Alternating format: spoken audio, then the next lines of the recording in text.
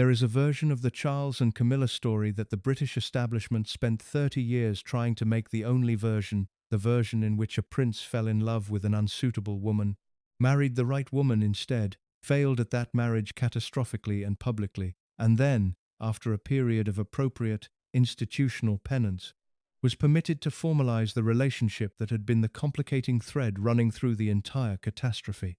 That version has the advantage of a clean narrative arc: the wrong choice, the right choice, the failure, the redemption. It also has the advantage of placing the blame in the right places for the people whose interests the placing serves: on Charles for the affairs, on Diana for the instability, on the institution for eventually doing the decent thing and allowing a man to marry the woman he loved.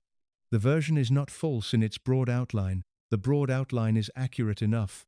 What it is not is honest, and the dishonesty is located in the specific places that the 30 years of management were organized around: in the question of what the palace knew and when it knew it, in the question of what was done with what was known, in the question of who paid the price for the management operation that the knowing produced, and in the question of what the final outcome Queen Camilla, confirmed at the accession of Charles III in September 2022, reveals about the institution's relationship with the history it spent 3 decades managing.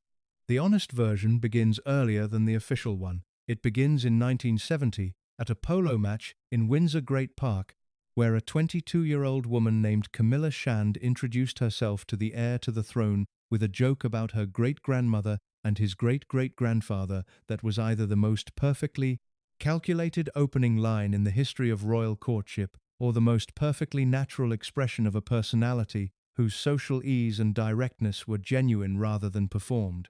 It probably was not calculated. Camilla was not, in 1970, a woman with a strategy. She was a young woman from a comfortable landed English family, possessed of the specific qualities that people who knew her in that period consistently describe: warmth, humor, a physical ease in the world, a directness of manner that the English upper-class social world found refreshing precisely because it was not the kind of studied sophistication that the social world spent so much of its energy producing and consuming. She was good company in the way that people who are genuinely interested in the people around them and genuinely at ease with themselves are good company, and the genuine quality of it was what made it so effective in the specific context of a man whose life had been organized around the performance of significance rather than the experience of ease. Charles was 21. He was the Prince of Wales. He had been the Prince of Wales since he was 9 years old, when the investiture at Caernarfon Castle had placed the full ceremonial weight of the title on a boy whose formation had been producing the anxiety and the sensitivity and the specific loneliness of someone who was always the most important person in any room and never the most comfortable in any room. He had been educated at Gordonstoun in conditions that his own accounts describe as miserable.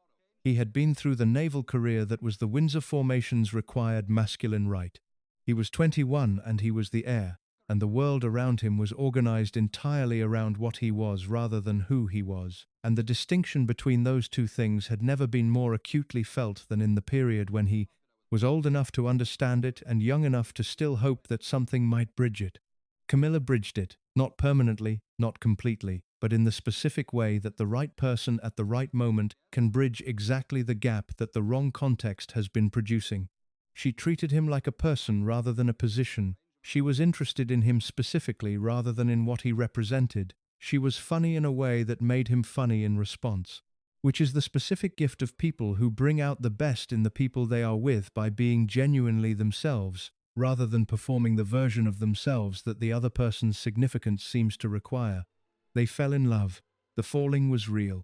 The love was genuine in the ways that first love is genuine, complete and unqualified, and organized around the specific discovery of another person that first love produces when it actually lands, rather than simply performing the expected emotional experience of the age. That is where the honest version begins. And the honest version, traced from that beginning through the 52 years to the accession of Charles III and the confirmation of Queen Camilla, is the story of what the institution did to a genuine love across the full span of the time it took the institution to accept the love's existence as something that required accommodation rather than management. The story of the management is the story this account tells. The management lasted 30 years. It consumed a marriage and damaged 2 people and ended the life of a third. It cost the institution more than it saved in every measure that matters except the one the institution itself prioritized, which was the short-term maintenance of the managed surface over the acknowledgement of the private reality. The reality was always going to win. It always wins, eventually, when it is real enough and sustained enough and involves people capable enough and committed enough to maintain it across the decades that the management requires to run its course. Charles and Camilla were real enough and sustained enough and capable enough.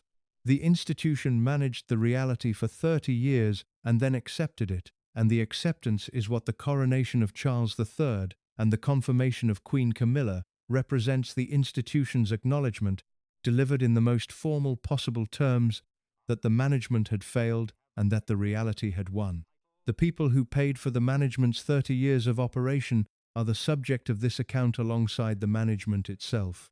Their payment was the cost of the institution's choice to manage rather than acknowledge, and the cost was real and specific and attached to specific people who deserved better than to be the price of an institution's preferred narrative about itself.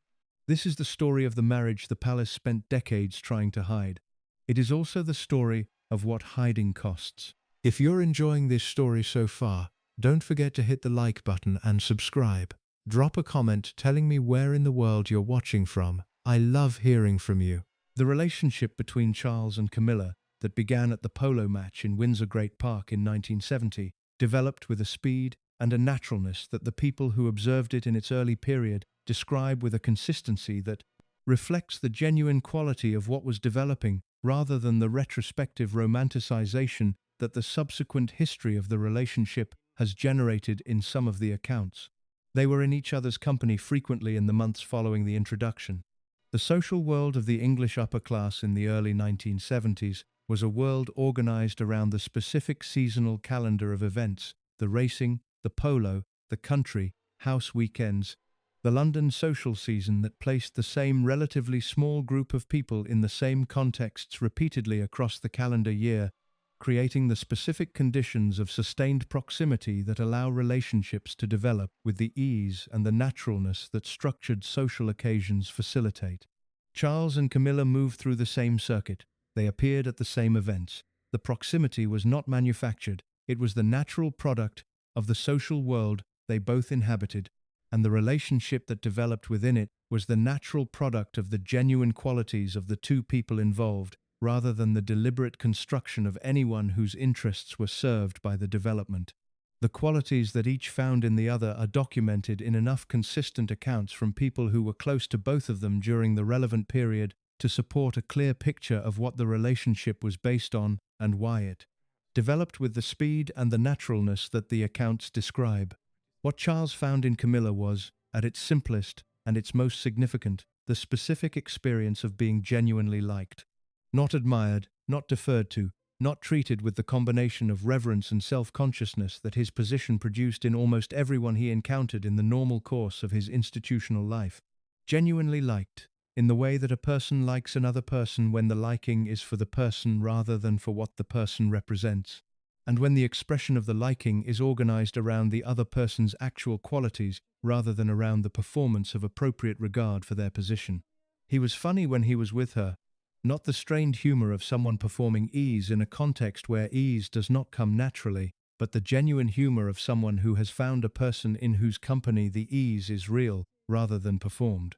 The people who observed them together in the early period of the relationship describe the specific quality of Charles in Camilla's company: the relaxation, the laughter, the animation of someone who was genuinely present in the interaction rather than managing the interaction from behind the institutional distance that his position normally required. The animation was the evidence of the relationship's genuine quality. It was the evidence that what was developing was not the performance of a royal romantic attachment, but the real thing, in the specific form that the real thing takes when it arrives, for someone who has been waiting for it in conditions that made its arrival seem unlikely. What Camilla found in Charles was less straightforwardly documented, partly because Camilla's own account of the early period is not part of the public record in the direct form that Charles's various autobiographical expressions have provided, and partly because the culture of discretion that she has maintained across the decades of the relationship's public exposure is a discretion that extends to the early private period as well as to the later managed one. What the indirect accounts suggest, the accounts of people who knew her in the relevant period and who have described, in various forms across the years, their sense of what the relationship meant to her, is a woman whose response to Charles was the response of genuine feeling rather than strategic positioning, and whose specific qualities, the warmth, the humor, the directness, were expressed in the relationship in exactly the way they were expressed in every other context of her social life. She was not different with Charles, in the way that people who are performing rather than feeling are different in the company of significant people, more careful, more managed, more organized around the production of the right impression. She was the same warmth, the same directness, the same humor. The consistency between the Camilla her friends knew and the Camilla Charles was falling in love with is one of the most significant data points available in the assessment of the early relationship, because the consistency is the evidence of authenticity. The relationship developed through the autumn and winter of 1970 and into 1971, with the naturalness that genuine connection between two compatible people develops when the circumstances of their lives allow it to develop, without the specific obstacles that would subsequently define almost every subsequent phase of the relationship's history. The obstacles were not yet present in the early period. Charles was the heir, but he was not under immediate pressure to marry. The institutional logic of the time placed the urgent requirement for a royal marriage at a point in the future rather than at the immediate present, and the freedom that the future's location gave him was the freedom of someone who could develop a relationship at the natural pace of the development rather than under the institutional pressure that the succession's requirements would subsequently apply. The freedom was finite. Both of them understood that. Charles was the Prince of Wales and the heir to the throne, and the institutional requirements of that position included the requirement of an eventual marriage to someone who met the specific criteria that the palace and the church and the constitutional requirements of the position combined to produce. The criteria were the criteria of the era: a woman who was unmarried, who had no significant romantic history that the tabloids could use against the marriage, who was from an appropriate background, who was Anglican, who was young enough to produce the heirs that the succession required. Camilla did not meet those criteria in full, and the specific criterion she did not meet would subsequently become the detail that the official account of why the relationship ended the first time has focused on. The detail was Andrew Parker Bowles. Parker Bowles was a cavalry officer who had been in Camilla's social world for some time before Charles entered it, and whose relationship with Camilla was one of those English upper-class romantic situations that the social world of the period contained with a regularity that reflected the specific culture of the cavalry and the aristocratic social circuit, a relationship of genuine attachment and genuine complication, sustained across periods of proximity and distance, never quite resolved into the permanent commitment that either party appears to have been either fully ready for or fully able to abandon. The Parker Bowles situation was known. It was the background condition of Camilla's romantic life when Charles arrived in it, and the specific quality of that background condition, the existing attachment that was never quite over, never quite formalized, never quite resolved, was the complication that the relationship with Charles developed alongside, rather than displacing. This is the element of the early history that the official accounts most consistently manage into a simpler form than the evidence supports. The official simplification is that Charles and Camilla had a relationship. Charles went away on naval service and did not propose before he left. Andrew Parker Bowles was waiting in the wings. Camilla married Parker Bowles while Charles was away, and the relationship was over when Charles returned. The simplification is neat, and it serves the official narrative's purpose of presenting the early history as a completed episode, rather than the beginning of the sustained reality that the subsequent decades reveal it to be. The evidence for the more complicated version, the version in which the relationship did not end cleanly with Charles's departure and Camilla's marriage but continued in various forms, with various levels of intensity, across the years of the Wales marriage and beyond, is the evidence that the official account manages into the background and that the honest account is required to bring to the front. Charles left for naval service in early 1973. The naval deployment was the specific circumstance that the official account uses as the hinge of the relationship's first phase the departure that prevented the proposal that might have resolved the relationship's uncertainty, and that left the situation open in the specific way that open situations in the early 1970s English upper-class romantic world were resolved, which was by the available conventional option presenting itself more clearly than the complicated unconventional one. The available conventional option was Parker Bowles. He proposed. Camilla accepted. They married in July 1973, while Charles was on naval service. Charles's response to the news of the engagement and the marriage has been described in accounts of the period in terms that reflect the specific quality of someone who received news they had known on some level was coming but whose arrival was nevertheless experienced as a genuine loss. The loss was real. The feeling was real. I, I, I. The relationship that had been the primary source of the ease and the warmth and the genuine presence that Charles had found in Camilla's company across the preceding 3 years was now, in the formal sense, closed. In the formal sense, not in the informal one. And the distinction between the formal closing and the informal continuation is the distinction that the subsequent 30 years of the relationship's history is organized around, and that the institution's management operation was specifically constructed to prevent from being the dominant public account of what was happening during the Wales marriage. The continuation began before the Wales marriage. It was present in the social world that Charles and Camilla shared in the years between her marriage to Parker Bowles and his marriage to Diana Spencer in 1981. They were in each other's company. The social circuit that had produced the relationship's beginning continued to place them in the same contexts across the years of the 1970s, and the contexts continued to produce the specific ease and warmth and genuine connection that the relationship had been built on. The Parker Bowles marriage was real in its way, and the relationship with Andrew was genuine in its way, and Camilla was not a woman who had married Parker Bowles as a strategic placeholder while waiting for Charles to resolve his institutional situation. She had married him because she was attached to him, and because the conventional resolution of a complicated romantic situation was the resolution that the conventional world around her made most available. But the attachment to Charles had not ended with the marriage to Parker Bowles, in the specific way that genuine connections of that quality do not end simply because the formal circumstances require their formal conclusion. The connection continued in the informal social world that the formal circumstances could not fully reach, and the continuation was the foundation of what the subsequent decades would reveal to be the most consequential romantic relationship in the 20th century history of the British monarchy. The palace knew the connection continued. The knowledge was available in the specific way that things are always available in the small world of the English upper-class social circuit, where the same people appear in the same contexts repeatedly, and where the specific texture of the interactions between people with a history is legible to anyone paying attention.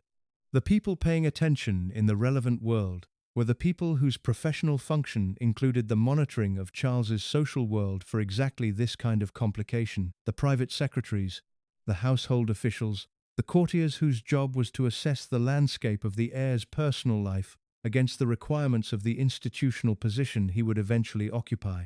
They saw what was there to see. What they did with what they saw is the question that the subsequent management operation was organized around answering in the specific way the institutional interest required, which was not an honest answer but an institutional one. The honest answer was that Charles and Camilla's connection had survived the formal events that were supposed to have ended it and was continuing in the informal social world in ways that would need to be addressed before the question of Charles's marriage became urgent. The institutional answer was that the situation would be managed when it needed to be managed, and that the management would take the form it needed to take when the time came, and that the time would come when the succession's requirements made the question of Charles's marriage impossible to defer any longer. The deferral continued through the mid and late 1970s. Charles pursued other relationships, with the specific combination of genuine feeling and institutional purpose that the heir's romantic life always contains in the tension between the personal and the constitutional. The women he was involved with in this period were women who appeared in the tabloid coverage of his romantic life, with the frequency and the shallow character of coverage that was interested in the appearance of romantic activity rather than its substance.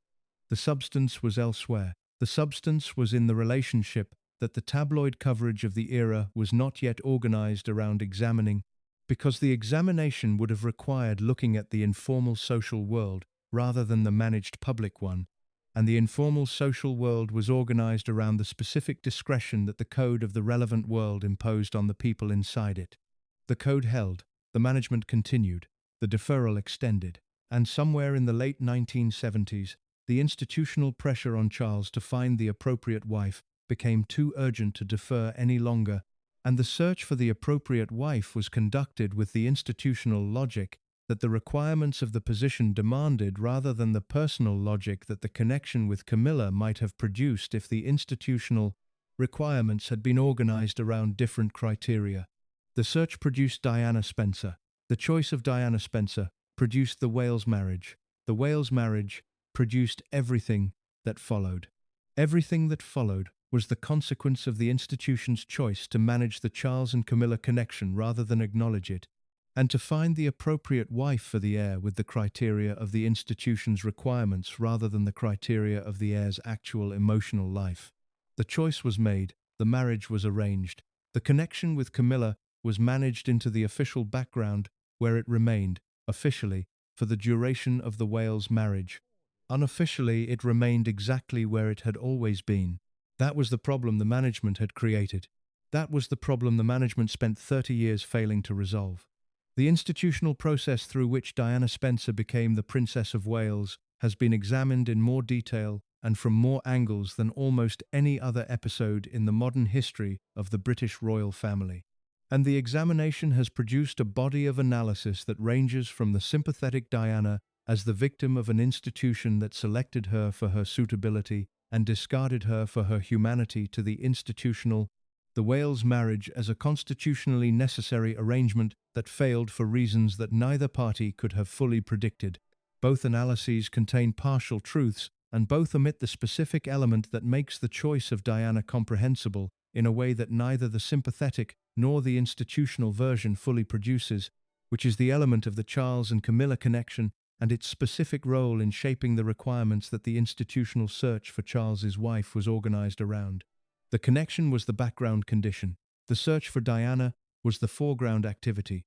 The relationship between the two, the specific ways in which the connection with Camilla shaped the criteria that the institutional search applied, and the specific ways in which the choice of Diana was the institutional response to the problem that the connection represented is the element that the official accounts most consistently omit and that the honest account is required to restore. The institutional criteria for Charles's wife were the criteria of the era applied with the specific force that the succession's requirements gave them. She needed to be young. She needed to be unmarried. She needed to have no significant previous romantic history, the specific requirement that the tabloid culture of the period made operationally necessary, because the tabloid coverage of a royal bride's romantic past was a coverage that the palace understood could not be managed if the past was substantive enough to produce material. She needed to be from an appropriate background, aristocratic or upper-class English, familiar with the social codes of the world she would be entering, capable of performing the institutional role without the extended institutional education that a woman from outside the relevant social world would have required. She needed to be Anglican, for the constitutional reasons that the sovereign's role as head of the Church of England produced. She needed to be physically appropriate for the institutional position, attractive in the specific way that public positions require their occupants to be attractive, which is the way that photographs well and sustains public affection across decades of sustained scrutiny. Diana Spencer met all of these criteria. She met them with a completeness that the institutional search had not found in any of the other candidates who had been assessed against the same list, and the completeness of her meeting them was what made the choice of her look, from the institutional perspective, like the obvious one. What the criteria did not include, and what no one in the institutional process appears to have applied with sufficient seriousness, was the criterion of compatibility with Charles as a specific person with a specific emotional life and a specific existing connection that had survived every formal obstacle to its continuation for the better part of a decade. The omission of that criterion was the fundamental error of the institutional process, and it was an error that the people conducting the process had specific reasons to make rather than correct. If compatibility with Charles's actual emotional life had been the primary criterion, the search would have produced a conclusion that the institution was not prepared to accept the conclusion that the person most compatible with Charles's actual emotional life was the person the institution had decided was institutionally unavailable, and that the institutional criteria that made her unavailable were criteria that a serious application of the compatibility requirement would have required the institution to reconsider. The reconsideration was not available within the institutional framework that the relevant people were operating in, because the framework was organized around the management of the Charles and Camilla connection rather than its acknowledgement, and the management required the institutional search for Charles's wife to proceed on the basis of the formal criteria rather than the substantive ones. Diana Spencer was the formal criteria's answer. She was 19 years old when the serious courtship began in 1980. She was the daughter of the 8th Earl Spencer, which placed her background in the specific social world that the institutional requirements demanded. She was a former pupil of West Heath Girls' School and had worked as a nursery assistant in London, which gave her a visible life of appropriate employment without the professional ambition that might have complicated the institutional role. She had no previous serious romantic history that the tabloids could excavate. She was physically striking in the specific way that photographs well and that the public responds to. She was demonstrably good with children, which the succession's requirements made a publicly significant quality. She was also, and this was the quality that the institutional assessment either failed to examine adequately or examined and decided to manage rather than address, a woman of 19 whose emotional formation was considerably more complicated than the clean surface the criteria had assessed, the parents' divorce, the specific quality of the maternal abandonment that the departure of Frances Shand Kidd had produced in the Spencer children, the specific emotional needs that a formation of that kind generates in the people it produces. The needs were real. They were present in Diana in the specific ways that such needs are present in people who have been formed by exactly the circumstances that formed her. They were needs that the institutional role she was being considered for was constitutionally incapable of meeting, and the incapacity was knowable in advance by anyone who looked at both the needs and the role with sufficient honesty to assess the compatibility between them. Nobody appears to have looked with that honesty. The institutional assessment was an institutional assessment organized around the formal criteria and the institutional requirements and the specific management of the Charles and Camilla connection that made the formal criteria the operative ones. The emotional dimensions of the match were not the operative dimensions of the assessment. Charles's own assessment of Diana in the period of the courtship is one of the most painfully documented aspects of the pre-marriage period, because it is documented primarily through his own private expressions of uncertainty, the letters, the conversations with close friends, the specific private accounts of a man who was doing something he understood was not entirely right, but who could not identify the specific form of the not rightness clearly enough to resist the institutional pressure that was moving him toward it. He described Diana in terms that were warm and appreciative of the qualities that the formal assessment had identified. She was engaging, she was charming, she was clearly very young, in ways that he found both touching and slightly disquieting. What he did not describe, in the accounts of the courtship period that have become part of the record, was the specific quality of connection with her that the accounts of the early period with Camilla had described: the ease, the humor, the specific animation of someone who has found in another person the genuine presence that the institutional life normally prevents from being fully available. The ease was not there with Diana in the way it had been there with Camilla. The people who observed Charles with Diana in the courtship period describe a man who was performing the appropriate emotional engagement with the appropriate candidate rather than experiencing the genuine version of what the performance was supposed to represent. The performance was credible enough to produce the engagement, the proposal, and the announcement, and credible enough to sustain the public presentation of a romantic royal engagement that the media and the public received with the enthusiasm that such occasions generate. The proposal itself, which happened in February 1981, was preceded by a period in which Charles consulted the people close to him about the decision with a frequency and a seriousness that reflects genuine uncertainty rather than the straightforward decision-making of a man who knew what he wanted and was pursuing it. The consultations are documented in the accounts of the people he consulted, and they describe conversations in which the uncertainty was real and in which the specific nature of the uncertainty was the nature of a man who understood that the woman he was being asked to commit to was not the woman he was most connected to. The woman he was most connected to was Camilla. The connection had continued through the late 1970s in the social world they shared. It was present as the background fact of Charles's romantic life, in the period when the institutional pressure to find a suitable wife was at its most acute. It was the connection that made the formal assessment of Diana's suitability an assessment against the wrong set of criteria, and that made Charles's uncertainty about the proposal an uncertainty whose specific content the official account has always declined to address directly. The official account says he was uncertain because marriage is a serious commitment and uncertainty is appropriate. The private accounts of the people he consulted say he was uncertain because he was being asked to commit to someone he was not in love with in the specific way the commitment required, and because the person he was in love with, in that specific way, was the person the institution had decided the commitment could not be to. He proposed anyway. The institutional pressure was real, and it was sustained, and it was operating on a man whose formation, the royal formation, the palace world's specific method of producing heirs who understood the institutional requirements as the organizing principle of their choices had given him insufficient internal resistance to that pressure to withstand it.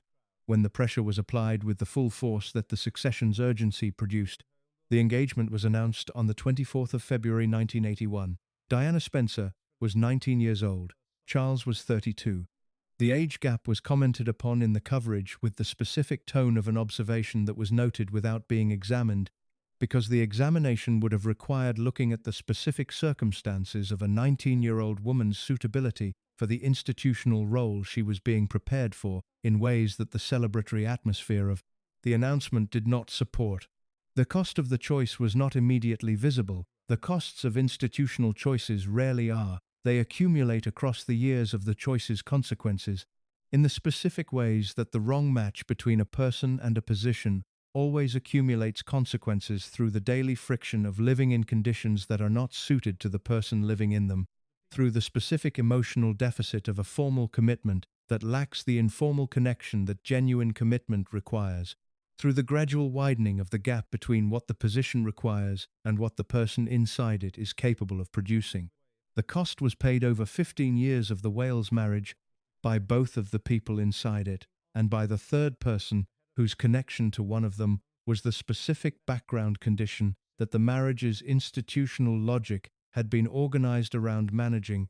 The choice had been made. The cost would be paid. The payment would take the form of one of the most publicly documented marital failures in the history of the modern British monarchy. The institution had chosen the formal criteria over the substantive ones. The substantive ones were always going to win, eventually, because substantive reality always wins over formal management, eventually. When the reality is real enough, and the management is merely management rather than resolution. Charles and Camilla were real enough. The management was merely management. The outcome was always going to be what it was. The institution was the last to understand this. The Wales marriage began with a ceremony that was, by every external measure available to the 2.5 billion people who watched it on the 29th of July 1981, the most perfectly staged romantic occasion the modern era had produced. St. Paul's Cathedral, the dress that took up a quarter of the carriage, the crowds lining the route from Buckingham Palace in numbers and with a warmth that the British public rarely produces for anything. The kiss on the balcony that the cameras caught, and that became the image the day was organized around producing. The specific quality of a fairy tale beginning, executed at the scale that only the British monarchy can execute a fairy tale. The fairy tale was real in the specific sense that the settings were real and the ceremony was real and the public watching was real, and the specific moment of the balcony kiss produced in the people watching it the genuine emotional response that the moment was designed to produce. The fairy tale was performed in the specific sense that the two people at the center of it were performing it rather than inhabiting it, and the distinction between performing a fairy tale and inhabiting one is the distinction that the subsequent 15 years of the Wales marriage spent demonstrating in increasingly public and increasingly painful ways. The performance was not cynical on either side. Charles was not cynically performing a marriage he knew to be wrong from the beginning.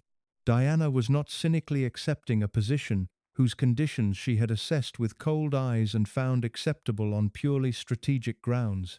Both of them were doing something considerably more complicated and considerably more humanly understandable than cynical performance. They were bringing their genuine selves to a situation that had been constructed around a set of requirements that neither of their genuine selves was going to be able to sustain across the length of time the institutional requirements demanded.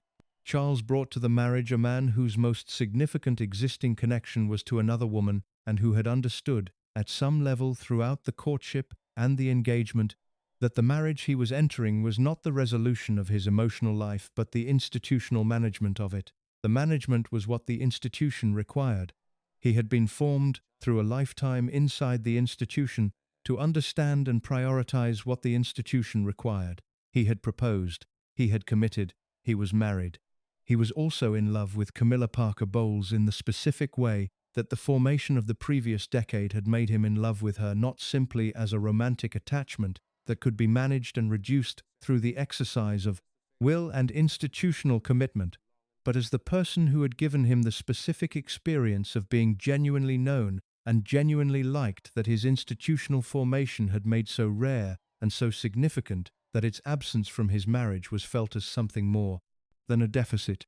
Diana brought to the marriage a woman of 19 whose emotional formation had produced needs that the institution she was entering was constitutionally incapable of meeting.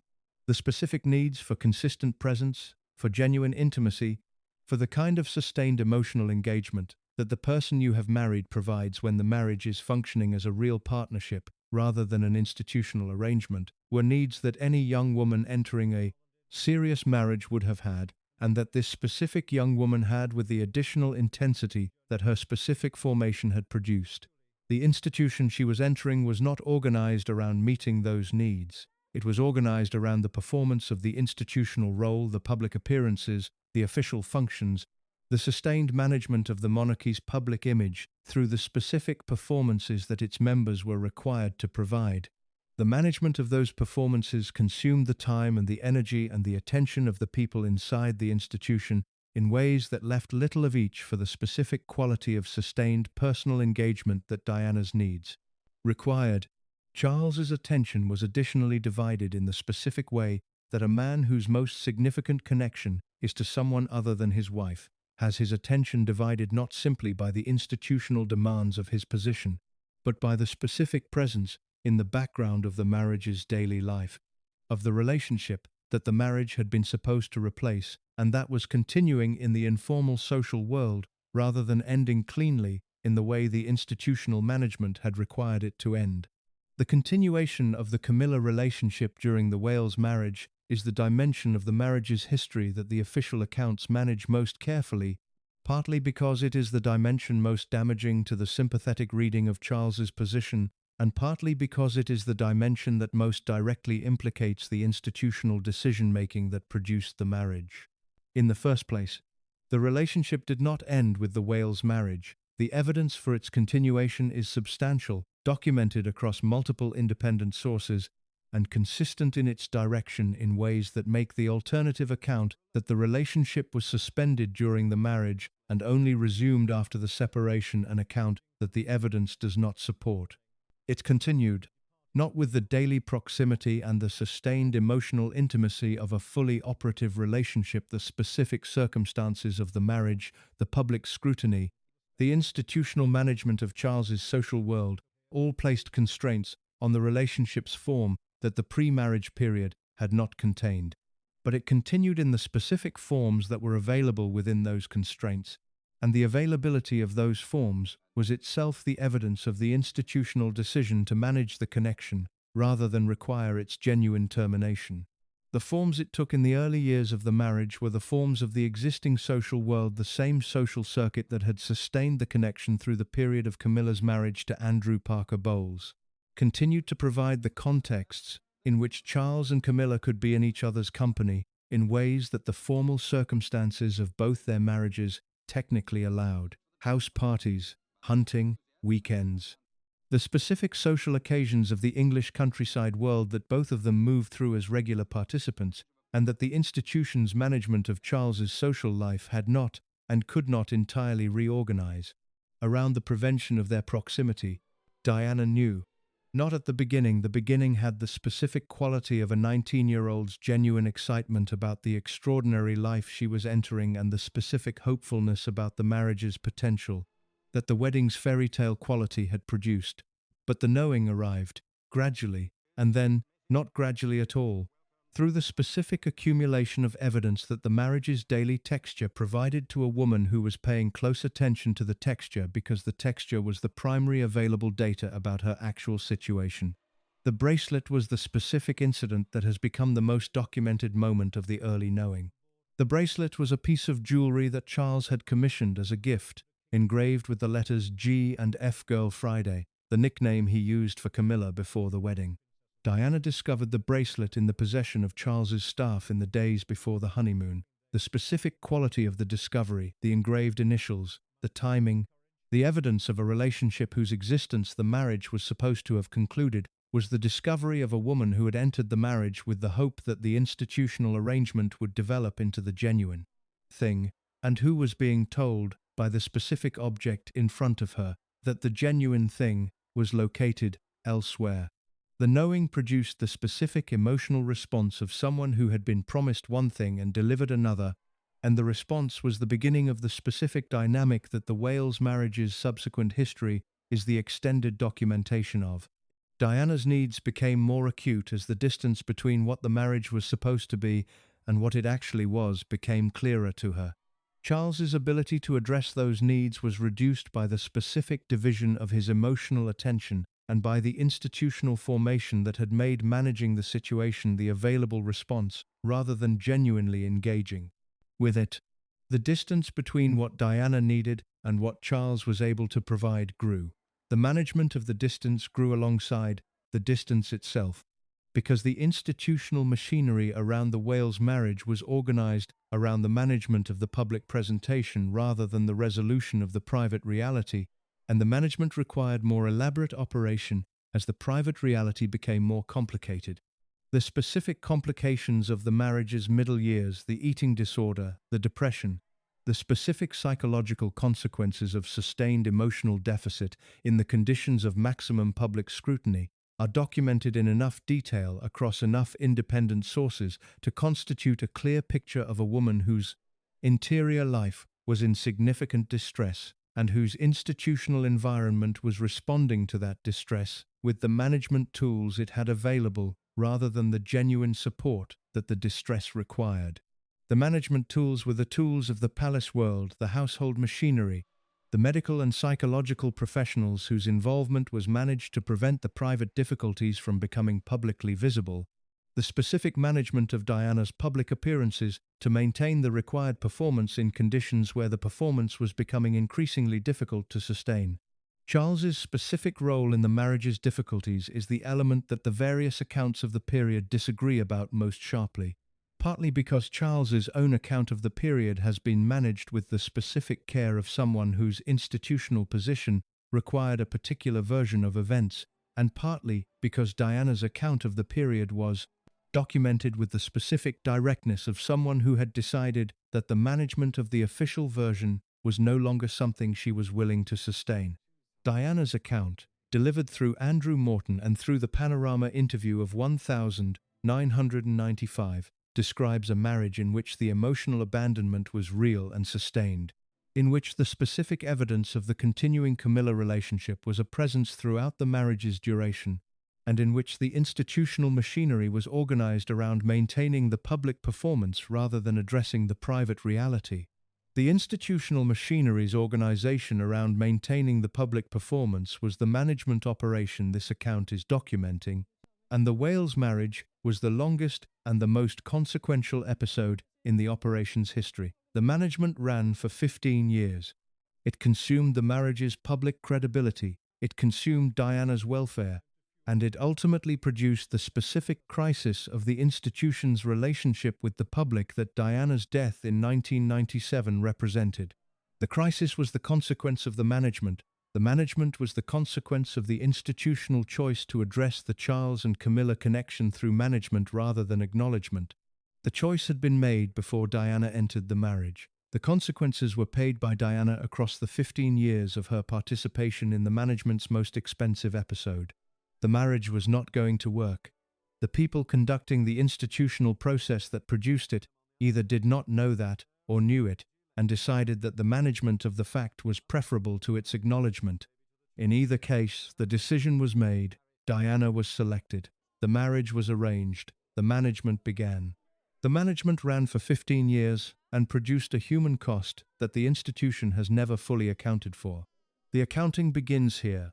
The standard accounts of the Wales marriage period position Camilla Parker Bowles as a supporting character in the central drama of Charles and Diana, the woman in the background whose presence complicates the central relationship, without herself being fully examined as a person navigating her own specific situation in the specific conditions that the Wales marriage created around her. The positioning serves the dramatic requirements of the Charles and Diana narrative, but it produces an incomplete and in important ways inaccurate account of the period. Because Camilla's situation during the Wales marriage years was a situation of specific and significant complexity that the background positioning consistently fails to capture. She was married to Andrew Parker Bowles. The Parker Bowles marriage was a specific kind of English upper-class marriage of the era, a marriage of genuine attachment and genuine complication, organized around the specific social world that both parties inhabited and sustained by the shared life that the social world organized, rather than by the specific emotional intimacy that other frameworks for marriage might have required. Andrew Parker Bowles was a cavalry officer who was later appointed Silver Stick in waiting to the Queen, and who moved through the same world that Camilla and Charles moved through: the racing, the hunting, the country house social circuit, with the ease of someone for whom the world was the natural environment of his life and his class. The marriage produced 2 children, Tom, born in 1974, and Laura, born in 1978, and provided Camilla with the specific domestic structure that the social world she inhabited expected its women to maintain. The structure was real. The children were real. The domestic life organized around Middlewick House in Wiltshire was the primary visible content of Camilla's daily existence during the years when the Wales marriage was producing the most public drama of the era's royal story.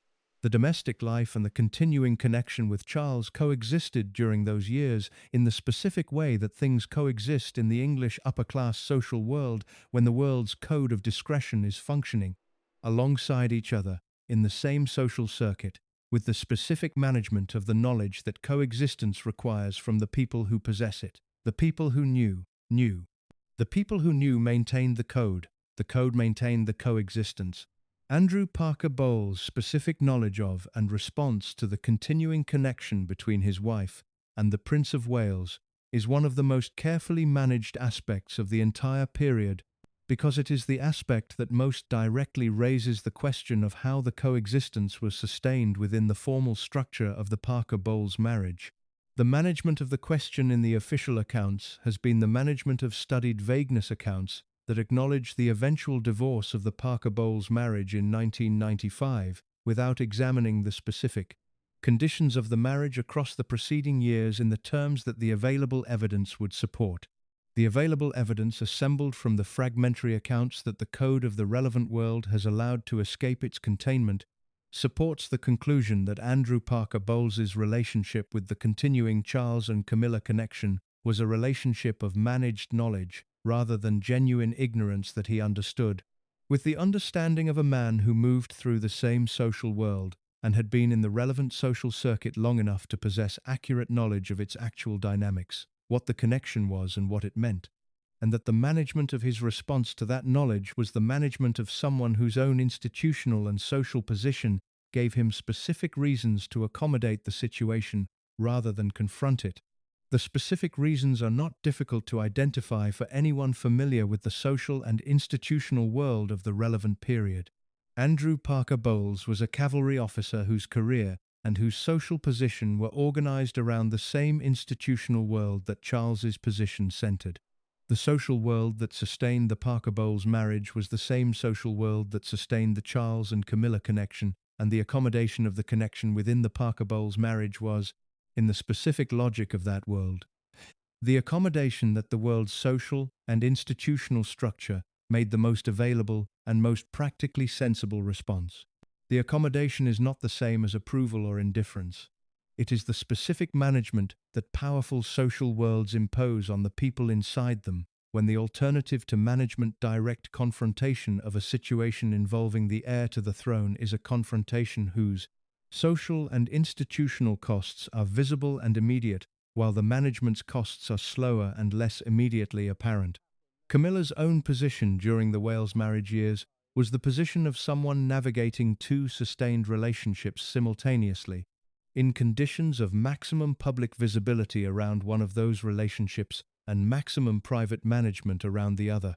The navigation required the specific qualities that the accounts of people who knew her in the period consistently identify: the discretion, the pragmatism, the specific quality of emotional steadiness that does not eliminate feeling but manages its expression in the conditions that the management requires.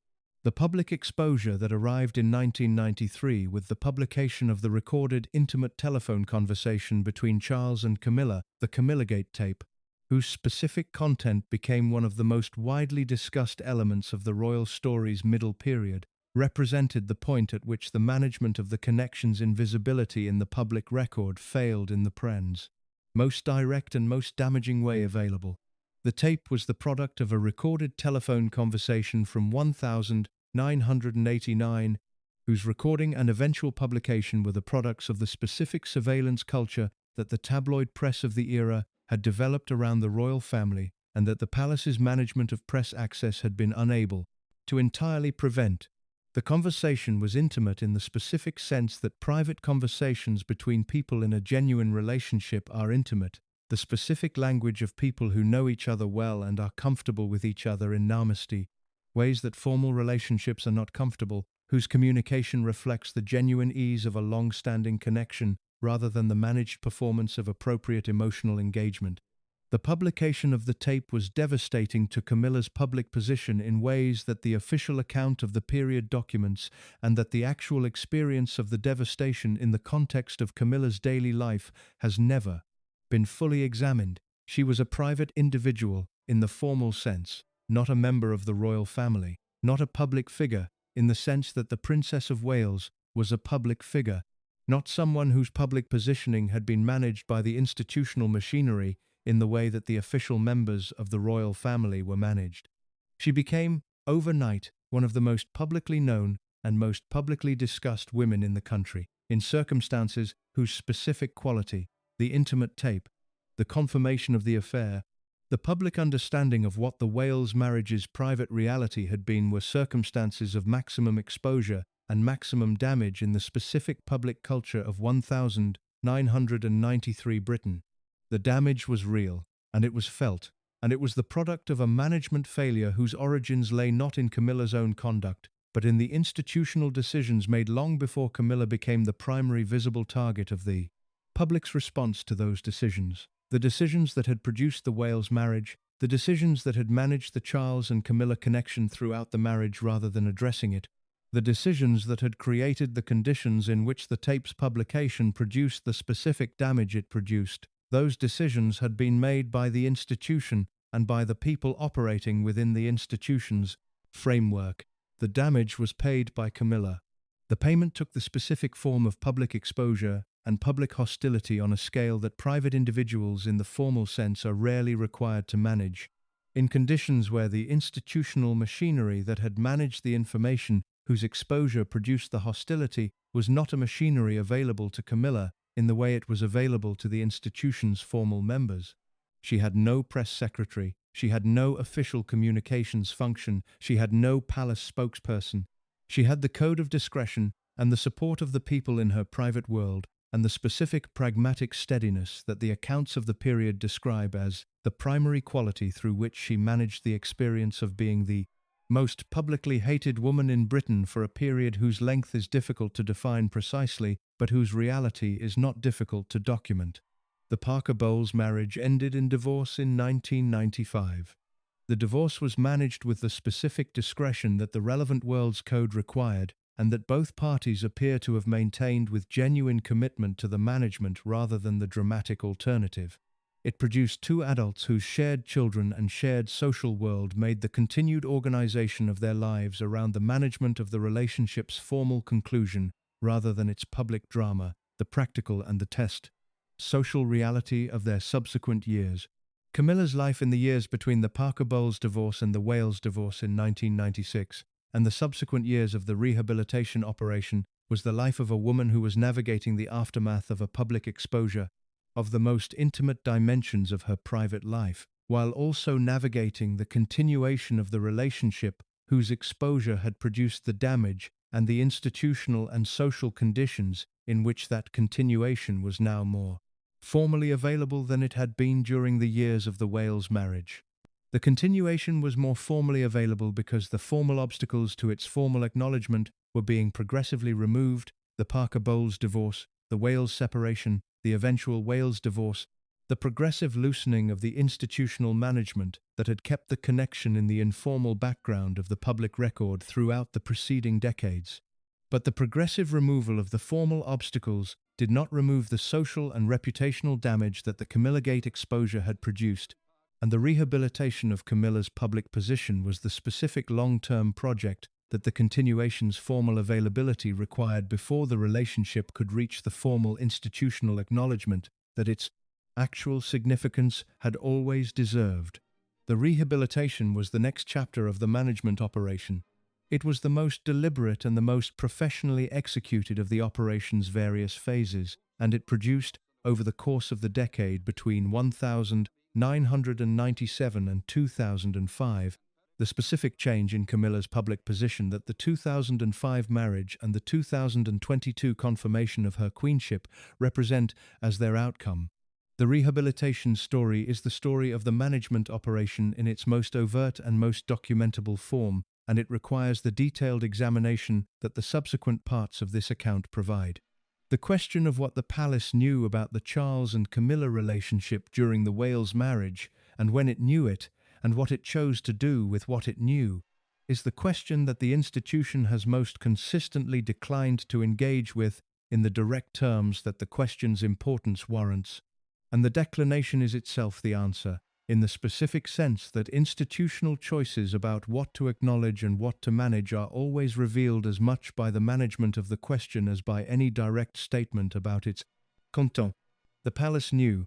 The knowing was available through every channel that the institutional monitoring of the heir's personal life provided, and the institutional monitoring of the heir's personal life was thorough in ways that the palace's professional interest in the management of the succession's requirements made inevitable.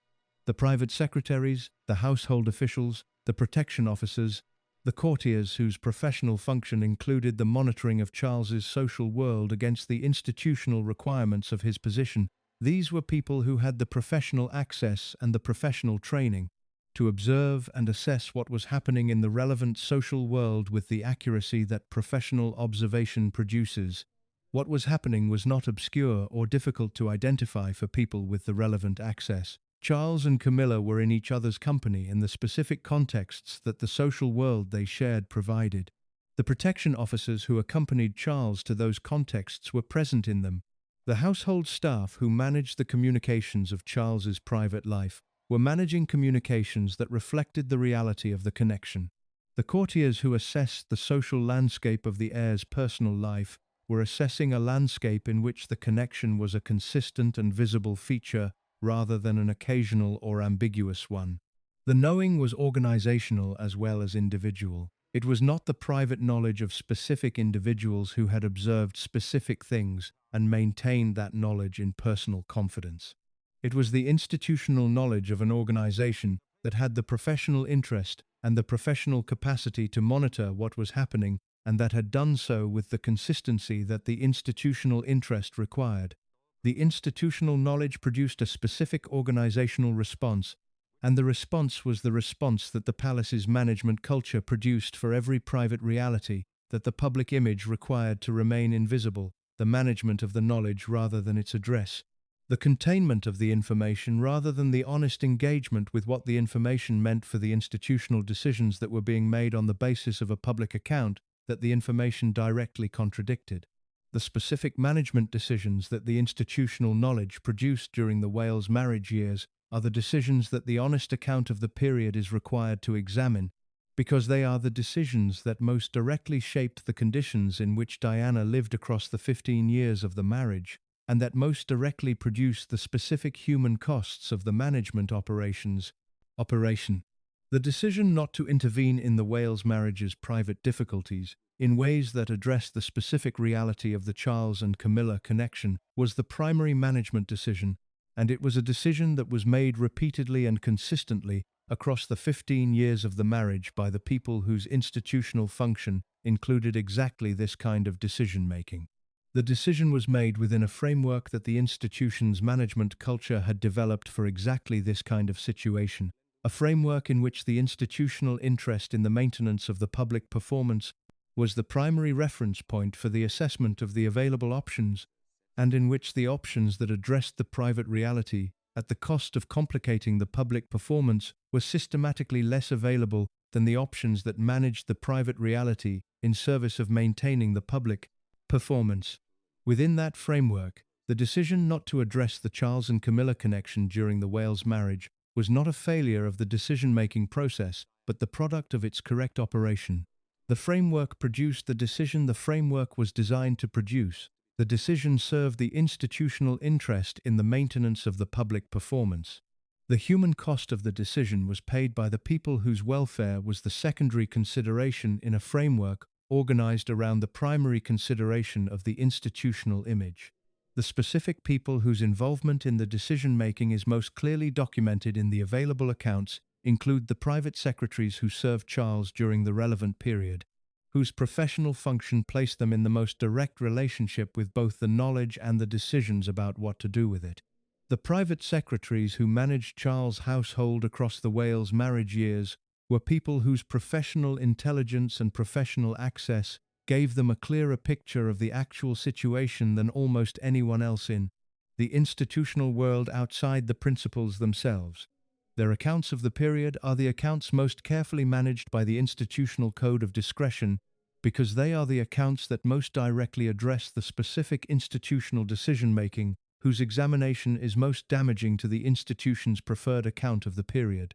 The management of their accounts has been sufficiently thorough that the specific content of the decisions made at the institutional level about how to handle the knowledge of the Charles and Camilla connection is less clearly documented in the public record than the knowledge itself.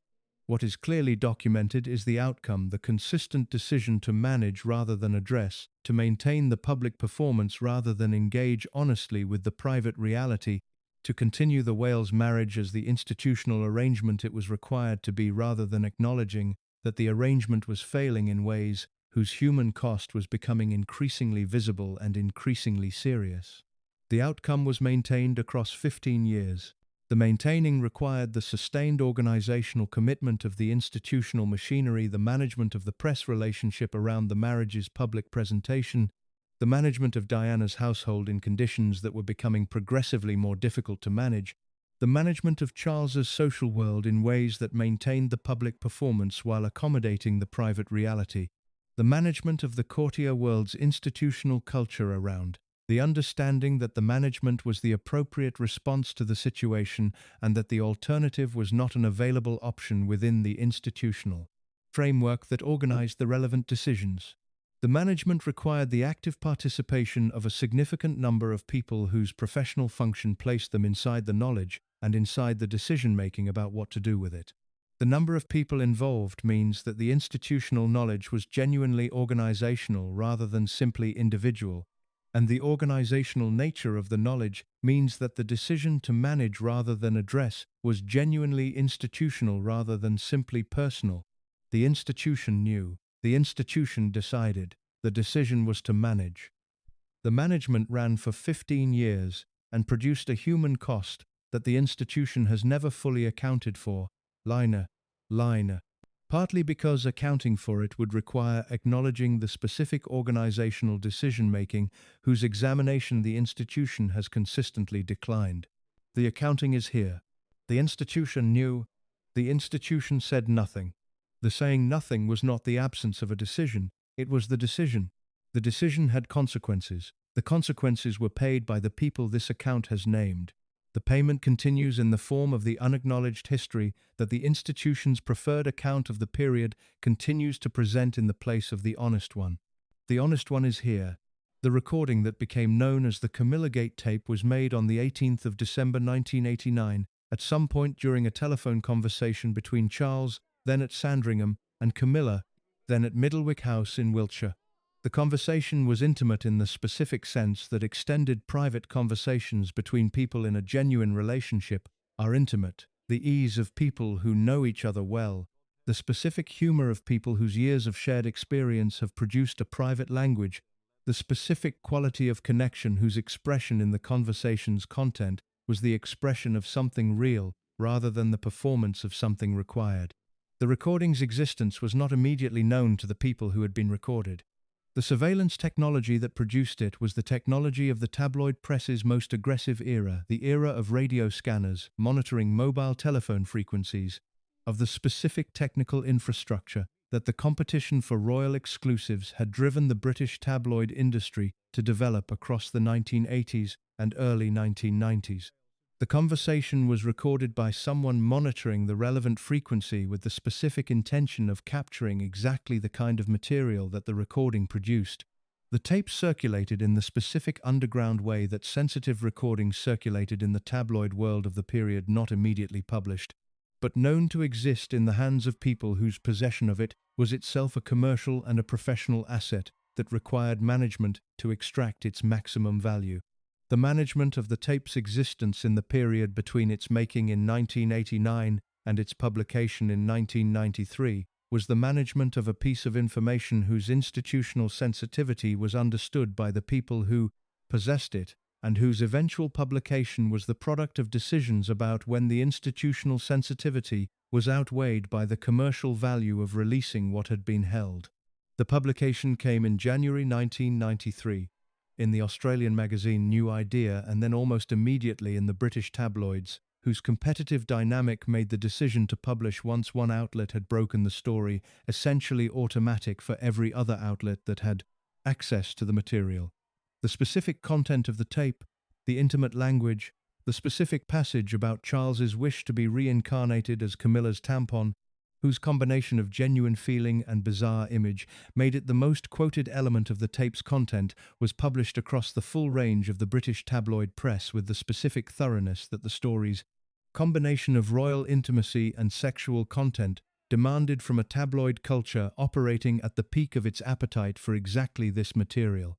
The publication produced consequences that operated simultaneously across multiple dimensions of the story, and the examination of those dimensions reveals the specific management failures and management choices whose accumulation had produced the conditions in which the publication's consequences took the specific form they took.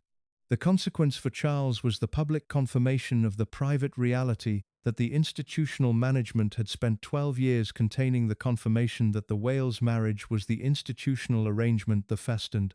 The private record had always shown it to be, and that the relationship whose existence the institutional management had been organized around preventing from becoming the public account of the marriage was the genuine private account. The confirmation damaged Charles's public position in ways that were real and sustained, and that required the subsequent rehabilitation operation described in later parts of this account. The consequence for Diana was more complicated and in some ways more significant than the direct damage to Charles, because the tape's publication in the context of the Wales marriages already significantly deteriorated public presentation produced the specific dynamic of a public competing for sympathy between the two parties in a marriage, whose failure had become the dominant narrative of the British public's relationship with the royal family. The sympathy competition was one that Diana was positioned to win in the specific circumstances of 1993, for reasons that the institutional management of the Wales marriage had itself produced the years of managed publicity. Around Diana's welfare, the specific public understanding of her difficulties that had been developing through the early 1990s, the specific quality of public attachment to Diana that the management of her public image had generated, and that the revelation of the tape's content served to intensify rather than reduce.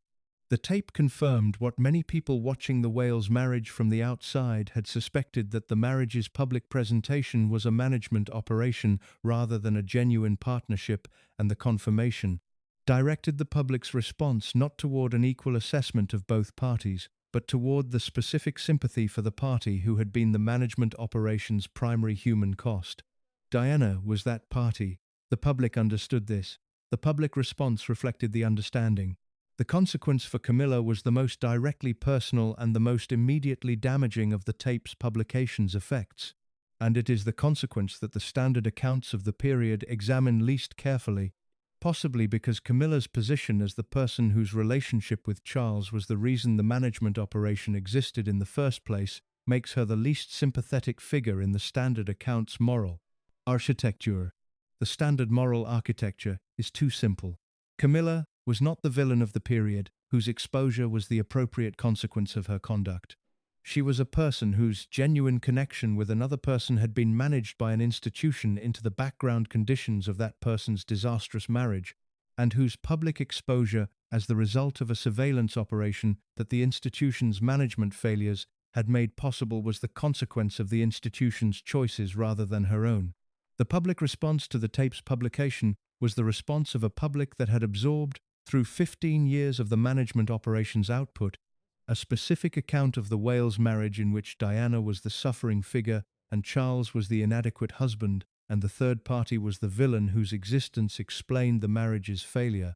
The account was not entirely wrong in its assignment of character. Charles had been inadequate, Diana had suffered. Camilla's connection with Charles had been the complicating element that the official account had always minimized. But the account was wrong in its implicit attribution of responsibility in the specific way that the management operations output had shaped the public understanding of where the responsibility for the marriage's failure actually lay.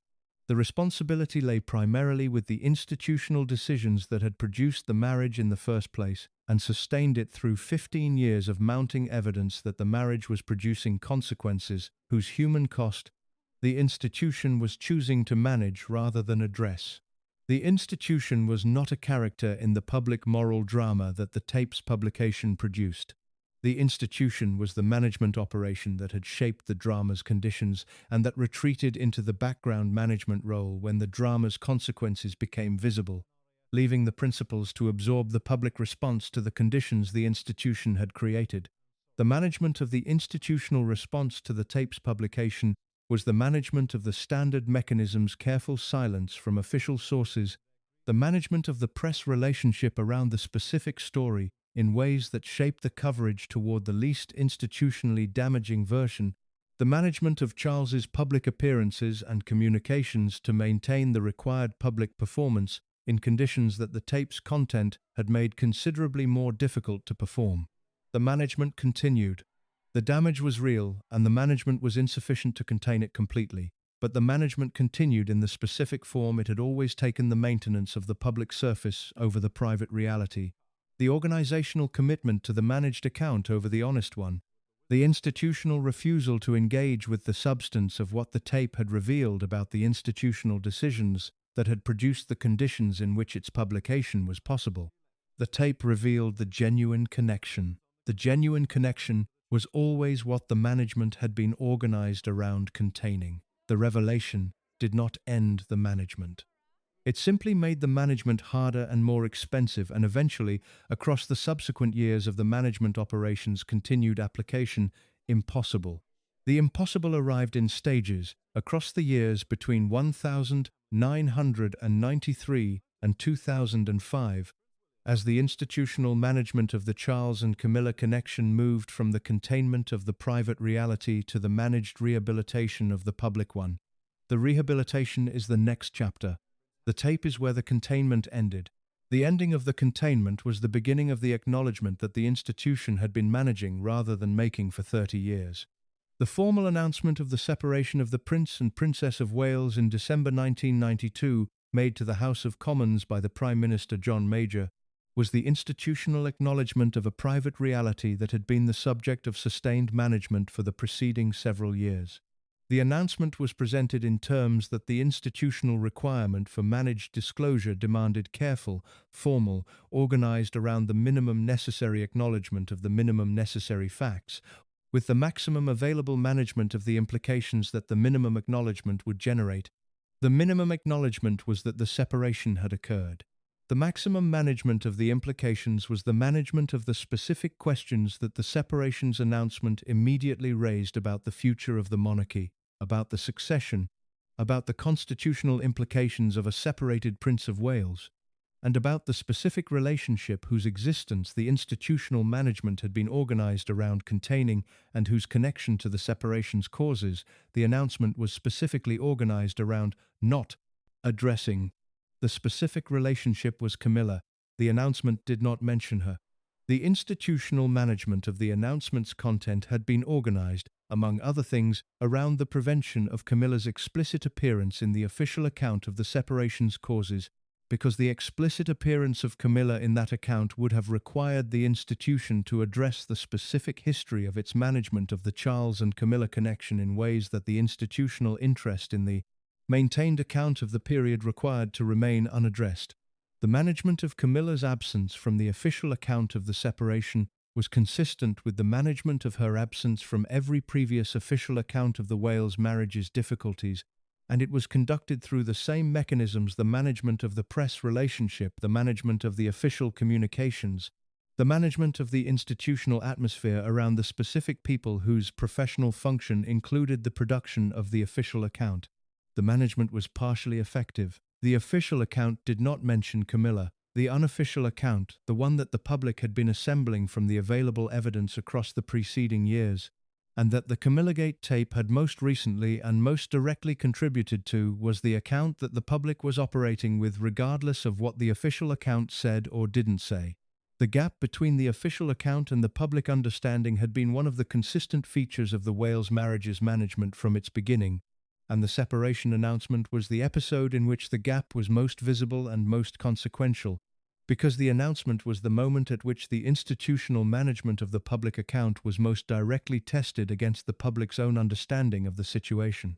The test produced results that the institutional management was only partially equipped to manage, because the results reflected the accumulated effect of 15 years of public observation of a marriage whose private reality had been escaping the management's containment in increments across the full length of the management's operation. The public understood more than the official account acknowledged. The gap between the two was too large to be closed by the management mechanisms available in December 1992.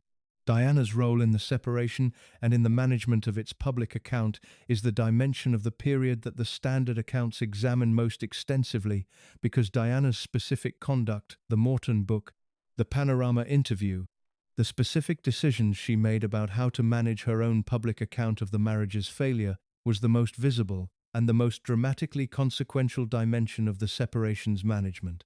The Morton book, published in June 1992, 6 months before the formal separation announcement, was the specific intervention in the management of the public account that most directly challenged the institutional management's preferred version of the Wales marriage. Diana had participated in the book's production through recorded interviews with Andrew Morton, conducted in conditions of considerable secrecy that the institutional management's monitoring of her activities had not detected in time to prevent.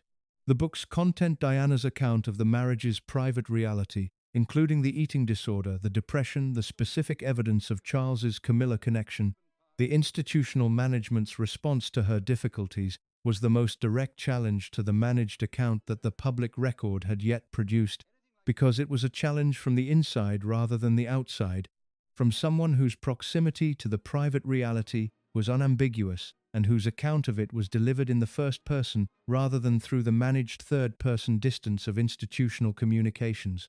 The institutional response to the book's publication was the response that the management culture produced for every challenge to the managed account: the management of the reception, the cultivation of skepticism about the account's reliability, the maintenance of the official institutional silence that the code of the palace world required.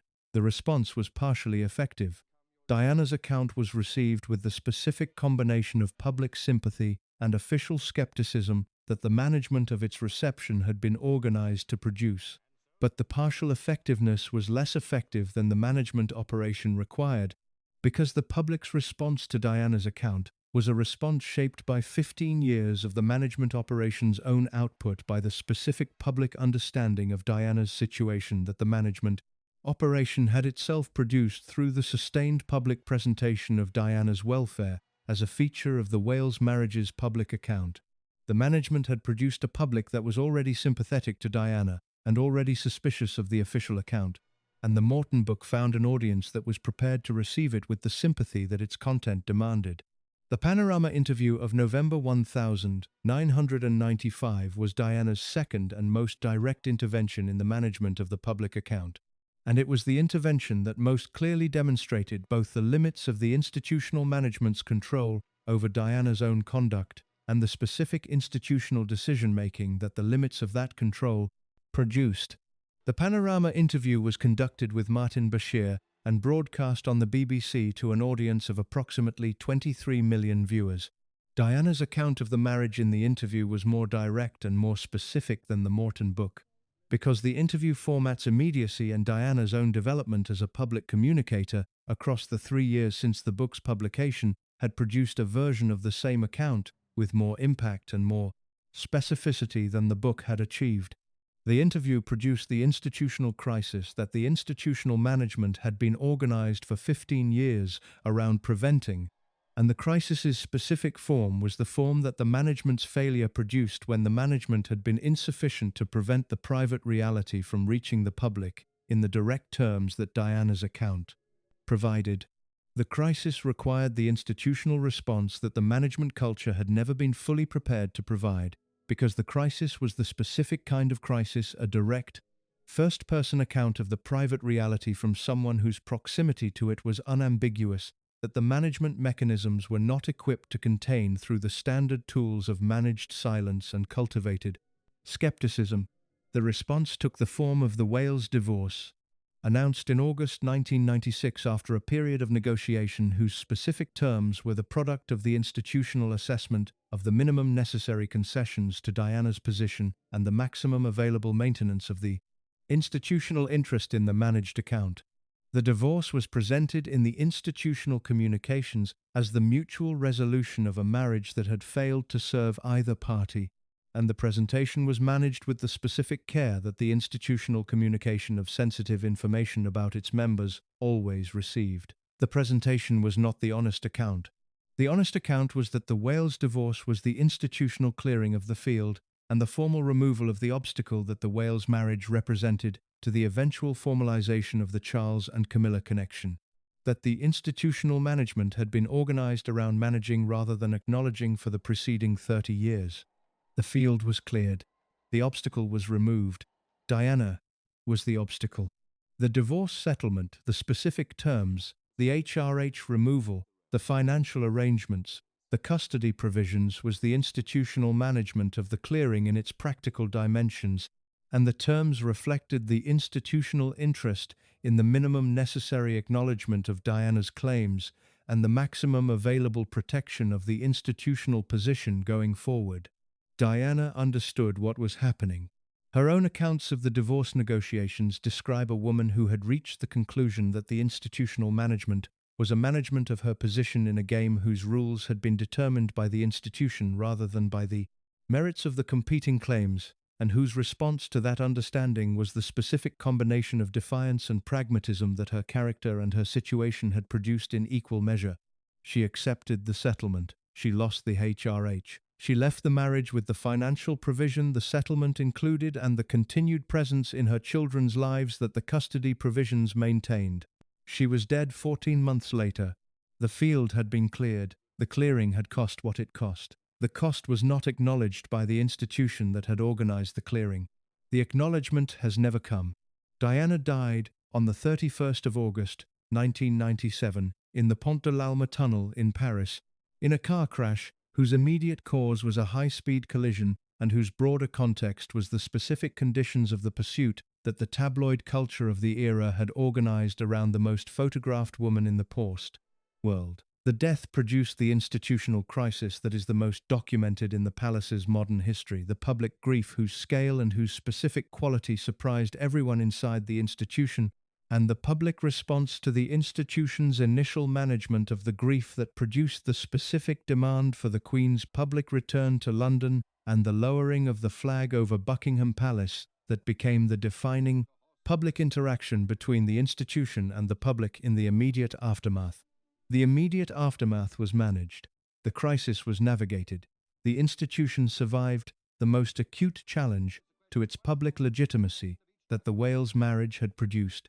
Through the specific combination of the public acknowledgement of grief that the institutional advisors persuaded the Queen to provide, and the specific management of the subsequent coverage that the institution's press relationship made available, the surviving of the immediate crisis was the precondition for the project that the subsequent years were organized around the rehabilitation of Camilla Parker Bowles's public image and the progressive formalization of the project. Charles and Camilla relationship in ways that moved from the informal private reality that the management operation had been containing for 30 years toward the formal public acknowledgement that the eventual marriage would represent.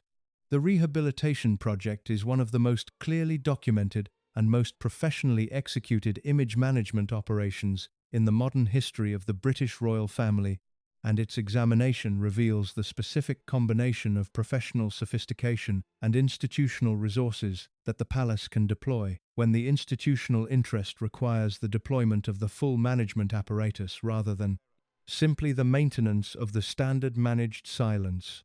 The operation was organized around a specific objective, the transformation of Camilla Parker Bowles's public image from the figure of public hostility that the Camillagate tape and the Wales marriage's failure had produced, in the public understanding to a figure of sufficient public acceptance to make the formalization of the relationship institutionally possible.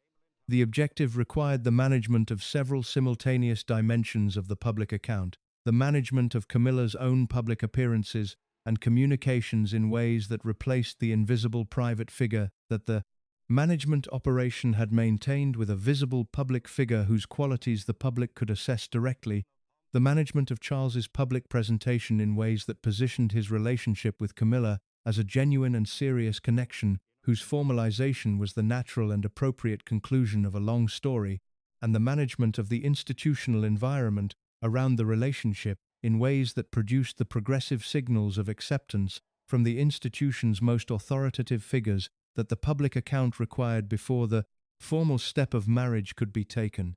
The management of Camilla's own public appearances was the most directly challenging dimension of the operation, because it required the transformation of a figure whose public identity had been defined by a specific and damaging public account, the account of the Wales marriage, the Camillagate tape, the tabloid coverage of the affair, into a figure whose public identity was organized around the qualities that the long-term public acceptance required. The qualities that the public acceptance required were the qualities that the public had always extended acceptance to when they were demonstrated by public figures in comparable situations: genuine commitment to causes beyond personal interest, personal warmth in public contexts, the specific quality of appropriate dignity in conditions of sustained public scrutiny. These were qualities that Camilla possessed in the specific private sense documented by the accounts of people who knew her, and the rehabilitation operation was organized around making those private qualities publicly visible in the managed way that the palace's image operation made available. The first public appearance organized around the rehabilitation objective was the January 1999 appearance outside the Ritz Hotel in London, following a party that Camilla and Charles had both attended, at which Charles and Camilla were photographed together in public for the first time. The photograph was managed, the timing, the location, the specific context of the party, all reflected the specific planning of an appearance whose management was organized around producing the public documentation of a relationship that had been the private reality of both their lives for the preceding 3 decades. The management of the first public appearance produced the coverage that the rehabilitation operation required, coverage that was organized in the press whose relationship with the palace the cultivation had shaped, around the specific warmth of two people whose long connection was being acknowledged rather than the specific hostility that the Camillagate account had produced. The coverage was not universally warm. The press's relationship with the Camilla story was too complex and too invested in the previous account to be managed into uniform warmth in a single operation. But the coverage's general direction reflected the management's effect on the press relationship sufficiently to represent a meaningful departure from the coverage's previous hostility. The Highgrove introduction, the specific management of Camilla's introduction to William and Harry in 1998, conducted through the specific channels of the boy's father and their own developing understanding of the situation, was the dimension of the rehabilitation operation that required the most sensitive management and that produced the most significant outcomes for the long-term success of the project. The prince's acceptance of Camilla was the institutional signal whose importance for the rehabilitation's success was understood by the people conducting the operation, because the public's assessment of Camilla's appropriateness was most directly influenced by the public's understanding of the prince's own response to her presence in their father's life. The management of that response was not the manipulation of the prince's genuine feelings. The accounts of the period from the people closest to William and Harry describe a process of gradual introduction and gradual familiarization that reflected genuine care for the specific emotional requirements of two young men whose mother had died 14 months before the introduction, and whose relationship with the woman their father was now publicly acknowledging required the specific time and the specific sensitivity that the management recognized it required. The gradual familiarization produced the eventual acceptance, and the acceptance became the public signal communicated through the managed press accounts of the prince's relationship with Camilla that the rehabilitation operation had identified as one of its most important objectives. The Queen's gradual movement toward the acceptance of the formalization was the other critical dimension of the rehabilitation operation, and it was the dimension that required the longest timeline and the most patient management, because the Queen's own position on the Camilla question was the position of someone whose personal relationship with the question was complicated by the specific history of the institutional management that had produced it, and by the specific difficulty of acknowledging the inconsistency between the institutional positions that had been maintained across the preceding decades and the institutional position that the rehabilitation's success would require. The inconsistency was real. The Queen had, through the institutional management of the period, maintained positions about the appropriate conduct of the royal family's members in relation to marriage and divorce, and the specific circumstances of the Windsors and the Simpsons that the formalization of Charles and Camilla's relationship would directly complicate. The complication was managed through the gradual progression of institutional signals: the Queen's attendance at Camilla's 50th birthday party in 2000, the progressive inclusion of Camilla in events that the Queen's presence sanctioned, the specific management of the transition from managed distance to managed acceptance that the rehabilitation operation required. The transition was complete enough by 2005 to make the marriage possible. It was not complete enough to make a church wedding possible. The specific institutional complications of a church blessing for a second marriage in the context of the Church of England's position on divorce, combined with the specific institutional complications of the Queen's role as head of that church, produced the specific form that the 2005 wedding took, which was the civil ceremony at Windsor Guildhall followed by the blessing at St. George's Chapel. The form was a managed compromise between the full institutional acknowledgement that the genuine significance of the relationship deserved and the institutional constraints that the management of the previous decades had produced, and that could not be entirely resolved through the rehabilitation operations work alone. The rehabilitation had taken 8 years from Diana's death to the wedding. It had required the sustained professional operation of the palace's image management apparatus, the patient cultivation of the institutional signals whose accumulation produced the progressive public acceptance, and the specific management of the most critical relationships, the princes, the Queen, that the operation required to succeed. The operation succeeded, the marriage happened, the managing had become acknowledging. 30 years after the beginning of the connection that the management had been organized around containing, the management ended. The acknowledgement had arrived. It had cost what it cost to arrive. The wedding of Charles, Prince of Wales, and Camilla Parker Bowles, on the 9th of April, 2005, at the Windsor Guildhall, was an event whose every specific detail, the venue, the timing, the form, the guests, the subsequent blessing at St. George's Chapel.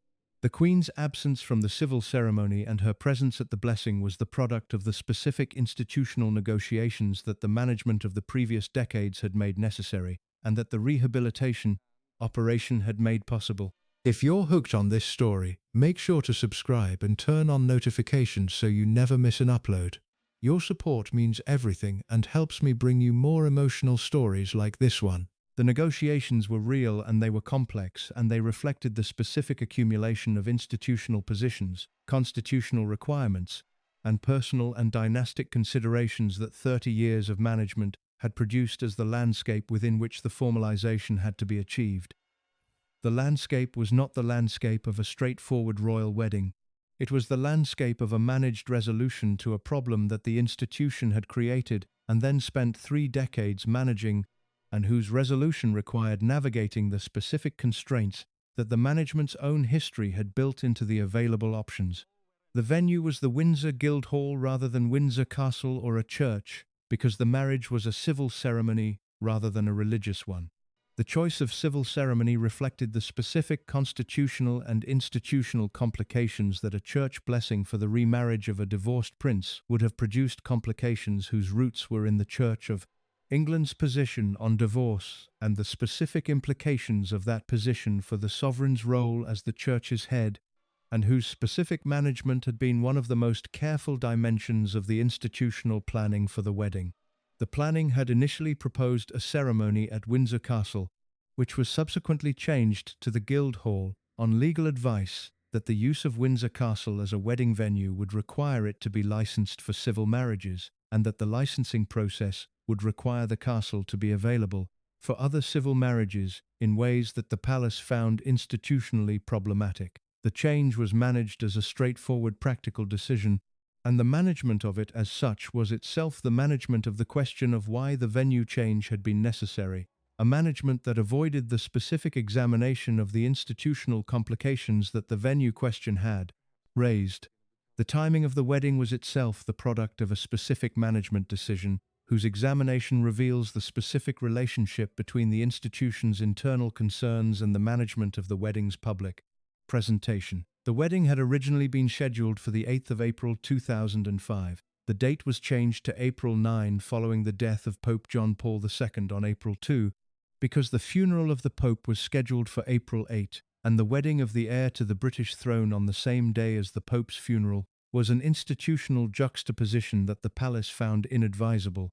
The change was managed as a straightforward matter of respect for the Pope's memory, and the management of it in those terms was the institutional presentation of a decision whose actual logic was the logic of the institutional image management, rather than the genuine expression of the specific respect whose performance the change was organized around. The Queen's absence from the civil ceremony at the Guildhall and her presence at the blessing at St. George's Chapel was the specific institutional signal that carried the most weight in the wedding's management, because it was the signal that most directly reflected the Queen's own resolution of the specific institutional and personal complications that the wedding represented for her position. The absence from the civil ceremony reflected the specific institutional complications of the sovereign's presence at a civil marriage ceremony for a previously divorced person, complications whose roots were in the same constitutional and religious position that had shaped the choice of a civil ceremony rather than a church wedding. The presence at the blessing reflected the Queen's acknowledgement that the relationship whose formalization the ceremony was recognizing was a relationship whose reality the institution had been managing rather than acknowledging for 3 decades, and that the acknowledgement was now the institutional position. The movement from management to acknowledgement that the Queen's presence at the blessing represented was the most significant institutional signal of the wedding's entire management, because it was the signal from the person whose institutional authority was the most relevant for the question of what the institution's position on the relationship was and would be going forward. The signal was managed in the way that significant institutional signals from the Queen were always managed through the specific form it took rather than through any explicit statement of what the form meant. The Queen was present at the blessing. The presence was the statement. The interpretation of the statement was left to the audience rather than provided by the institution, because the institution's management of the account of its own history required that the statement be available for interpretation without being subjected to the explicit examination that an explicit statement would have generated. The specific words of the blessing itself were the product of the same managed balance between the genuine religious dimension of the occasion and the specific institutional complications that the occasion's history had produced. The Archbishop of Canterbury, Rowan Williams, conducted the service at St. George's Chapel in terms that acknowledged the human reality of imperfect choices and the possibility of forgiveness and renewal, terms that were genuine in their religious content and that were also, in the specific context of the occasion, the managed institutional language for the acknowledgement of 30 years of a management operation whose human costs had been real and specific and attached to real specific people. The acknowledgement of the costs was not explicit. The management of the occasion did not include an explicit accounting of what the institution had managed across the preceding decades or of the specific human costs that the management had produced. The acknowledgement was available in the specific terms of the blessing's language about human imperfection and the possibility of renewal for those who were looking for it, without being delivered in the direct terms that an honest accounting would have required. The wedding produced the public account that the rehabilitation operation had been organized to make possible an account of a genuine long-term relationship receiving its appropriate formal acknowledgement, presented in the managed warmth that the image management's 8-year rehabilitation project had produced. The account was not false. The relationship was genuine, and the formalization was the appropriate acknowledgement of a reality that had always deserved acknowledgement. The management of the wedding's account was the final phase of the management operation that had begun in 1971, when the first institutional assessments of the Charles and Camilla connection had produced the first institutional decisions about how to manage rather than acknowledge what the connection was and what it required. The management had run for 34 years. It had produced the Wales marriage, the management of Diana's welfare across 15 years of that marriage, the management of the Wales divorce, the death of Diana in the specific conditions that the management's operation had contributed to producing, and the 8-year rehabilitation of the public account that the wedding's management now concluded. The conclusion was not a clean one. The history that the conclusion represented was too complicated and too costly to be cleanly concluded by a ceremony at a guildhall and a blessing at a chapel. The people whose lives had been shaped by the management operation's 34 years of operation were not present at the ceremony in any form that acknowledged their payment of the costs. The wedding was the institution's resolution of the institutional problem. It was not the resolution of the human costs. The human costs remained unresolved. They remain unresolved. The death of Queen Elizabeth II on the 8th of September 2022 at Balmoral Castle ended the longest reign in British history and produced the accession of Charles III with the specific institutional consequences that accessions produce: the formal transfer of the constitutional functions, the proclamation of the new sovereign, and the confirmation of the new sovereign's consort in the specific role that the institution's management of the Camilla question across the preceding decades had been simultaneously preventing and preparing for. Camilla became queen consort at the moment of the accession, in the formal institutional sense that the title follows automatically from the sovereign's accession in the standard constitutional arrangement. But the specific public confirmation of the Queen Consort title, the specific institutional signal from the Queen herself, delivered in the February 2022 statement that marked the Queen's Platinum Jubilee, that it was her sincere wish that Camilla should be known as Queen Consort when the time came, was the most significant institutional act in the Camilla story since the 2005 wedding. And its examination reveals the specific relationship between the institution's current account of the Camilla story and the honest history of the management operation that produced the situation. The current account is being applied to. The Queen's February 2022 statement was managed as the gracious expression of the Queen's personal wish that the wife of her son and heir should receive the recognition appropriate to the consort's role, a statement whose warmth and whose personal quality communicated the specific institutional message that the Queen's personal endorsement of Camilla's position was the appropriate conclusion of the period of rehabilitation and acceptance that the preceding decades had produced. The statement was genuine in the specific sense that the Queen's personal position on Camilla had evolved across the years of the rehabilitation operation in ways that reflected real movement rather than simply the managed communication of a position that had not changed. The Queen's attendance at the 2005 wedding blessing, the progressive inclusion of Camilla in institutional contexts, the specific management of the relationship between Camilla and the royal family that the rehabilitation operation had organized, these were the evidence of a genuine change in the Queen's institutional assessment of the Camilla question rather than simply a managed performance of acceptance without its substance. But the statement was also a management decision in the specific sense that significant institutional communications from the Queen were always management decisions, as well as genuine expressions of personal position organized around the institutional requirements that the communication served alongside the personal feelings it expressed, managed through the channels that the palace's communications operation provided for exactly this kind of significant institutional message.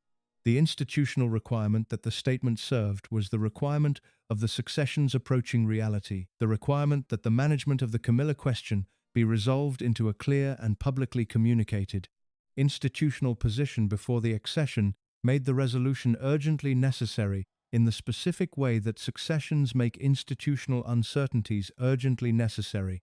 The Queen was 95 years old in February 2022. The accession was not imminent in the specific sense of being medically predictable in the short term. It was not distant in the demographic sense of being irrelevant to the institutional planning of the present moment. The statement resolved the uncertainty before the uncertainty became the acute institutional problem that an accession without a clear public position on the consort question would have produced. The resolution was genuine. The management of the resolution was also genuine. Both things were true simultaneously.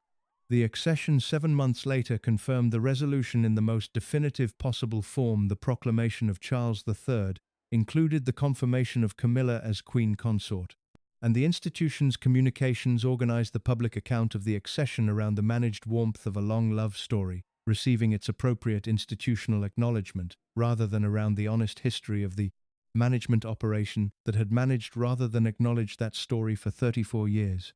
The rewriting of history that the institution's current account of the Camilla story represents is not a simple or a cynical rewriting. It is the specific rewriting that institutions produce when the management of a situation across a long period has produced an outcome that the institution needs to present as the natural and appropriate conclusion of a story that the management itself shaped in specific ways, whose examination would complicate the narrative of natural and appropriate conclusion. The natural and appropriate conclusion narrative is the narrative of the Charles and Camilla story as the palace's current communications present it, the long love story, the genuine connection, the formal obstacles that the circumstances of the period produced, and that the institutional management navigated toward the eventual resolution that the marriage and the queenship represent. The narrative is not false in its broad outline. The love was genuine, the connection was real, the resolution is the resolution that the genuine connection's reality deserved. What the narrative omits is the specific human cost of the management operation that produced the resolution, the specific choices made by the institution across 34 years, the specific people whose welfare was managed in service of those choices, the specific accounting of what the management cost and who paid for it. Diana is the primary name in the accounting. The payment she made across 15 years of the Wales marriage, in the specific conditions that the institutional management of the Charles and Camilla connection had produced in that marriage, and in the specific circumstances of the management's continuation after the marriage ended, was a payment whose accounting the institution's rewritten history of the period has not and will not produce in the terms that an honest accounting requires. The institution's version of the accounting is the version that the rehabilitation operation produced, and that the accession's communications confirmed the version in which the Wales marriage's failure was the failure of two incompatible people rather than the consequence of the institutional decision to manage a genuine connection rather than acknowledge it, and in which Diana's suffering was the suffering of an emotionally unstable person in difficult circumstances rather than the consequence of the specific institutional management of those circumstances in ways that produced rather than addressed the difficulty. The honest accounting is the accounting this narrative has been constructing across the full length of its examination, the accounting that names the decisions, the decision-makers, the mechanisms, and the specific human costs in the terms that the evidence supports and the institution's preferred narrative avoids. Queen Camilla is the outcome of 34 years of institutional management. She is also the outcome of a genuine love that the management was organized around rather than creating, and the genuine love's survival of 34 years of management is itself the most significant fact of the story. The evidence that the genuine thing is more durable than the managed account of it, and that the account is ultimately insufficient to prevent the genuine thing from producing the outcome that its reality has always demanded. Charles is 75 years old, Camilla is 76. They have been in each other's lives for 53 years. The love that produced the management operation's existence is the love that has outlasted the management operation's conclusion, and that is now the formal institutional reality of the British monarchy's sovereign and his consort. The institution spent 34 years managing the fact. The fact managed the institution, in the end, into acknowledging it. The acknowledgement is real. The history of what preceded the acknowledgement is also real, and it is the history that the current account's warmth and the current account's narrative of natural conclusion requires to be suppressed in the specific ways that the management operation has always required its most complicated dimensions to be suppressed. The suppression is less complete now than it was during the management's active phase, because the people whose lives bore the cost of the management have told their stories through the channels available to them, and the channels have produced the fragments that the honest account can assemble into the picture that the suppression was organized around preventing. The picture is assembled here. Queen Camilla sits at its center. The palace spent decades trying to hide the marriage that produced her. The hiding cost what it cost. The marriage happened anyway. The cost remains unacknowledged. This account acknowledges it. The Wales marriage produced 2 sons, and the 2 sons were the institutional outcome the marriage had been designed to produce. William was born in June 1982, Harry in September 1984, and their births generated the public celebration that royal births produce and the specific constitutional relief that the succession's requirements produce when the heir produces heirs of his own. The line was secured. The dynasty continued. The public obligation of the marriage had been met in its most fundamental dimension. What the institutional accounting of the births did not include, and what the management operation that surrounded the Wales marriage was not organized to include, was any serious assessment of what the specific conditions of the marriage, the private reality that the management was organized around containing would produce in the children who were growing up inside those conditions. The children were the constitutional outcome. They were also the people whose daily lives were most directly shaped by the specific texture of a household whose private reality and public performance were as far apart as the management operation required them to be, and whose formation in those conditions produced the specific qualities and the specific costs that their subsequent adult lives have reflected. The household they grew up in was divided in the specific way that households in deeply unhappy marriages are divided when the institutional requirements of the people inside them prevent the division from being expressed in the dramatic forms that domestic unhappiness sometimes takes. It was not divided into hostile camps with visible battle lines. It was divided in the subtler and in some ways more damaging way of 2 separate emotional realities coexisting in the same physical space without genuine integration. Charles's world, organized around the institutional rhythms of a man whose primary emotional connection was located outside the marriage, and Diana's world, organized around the specific combination of the public roles requirements and the private emotional reality of a woman who had entered the marriage with genuine hope and was living in the progressive discovery that the hope had been misplaced. William and Harry navigated between those worlds with the specific attentiveness that children develop when the emotional landscape of the adults around them is the primary terrain requiring navigation. The attentiveness was not a conscious strategy. It was the adaptive response of children whose environment required them to pay close attention to the emotional states of the people around them in order to function effectively within a domestic atmosphere whose emotional texture was never fully stable and never fully predictable. Diana's parenting was the parenting of someone who had decided, with a clarity and a commitment, that the accounts of everyone who observed her with her sons consistently confirm that she was going to give her children the specific thing the institutional life was least equipped to provide: genuine warmth, genuine presence, The consistent message that their individual human reality mattered more to her than their institutional significance. The school runs, the theme park visits, the specific physical warmth of a mother who hugged her children in public at a time when public physical affection between royal parents and royal children was not the established norm. These were deliberate choices made by someone who understood what she was doing and why, and they communicated to both boys a quality of maternal love that was specific and personal rather than performed and institutional. The love was real, the engagement was real, and the specific emotional situation Diana was managing during the years of the marriage's progressive deterioration was also real, and its reality communicated itself to the children in the ambient way that the emotional states of the adults in a household always communicate themselves to the children inside it, not through explicit disclosure of the difficulties, which Diana was careful to manage away from the boys, but through the texture of the household's atmosphere and the specific quality of their mother's emotional availability in conditions where her own emotional resources were significantly and sustainably taxed. Charles's parenting reflected his own formation, the formation of a man who had grown up in a royal household where emotional expression was managed rather than encouraged, where the institutional requirements of the role shaped the domestic life in ways that the people inside it experienced as simply the conditions of their world rather than as choices that might have been made differently. He was present in the ways that his schedule and his orientation produced, but the specific quality of consistent emotional engagement that the boy's situation required was not always the engagement that the conditions of his own emotional life, divided between the marriage and the connection with Camilla, allowed him to consistently provide.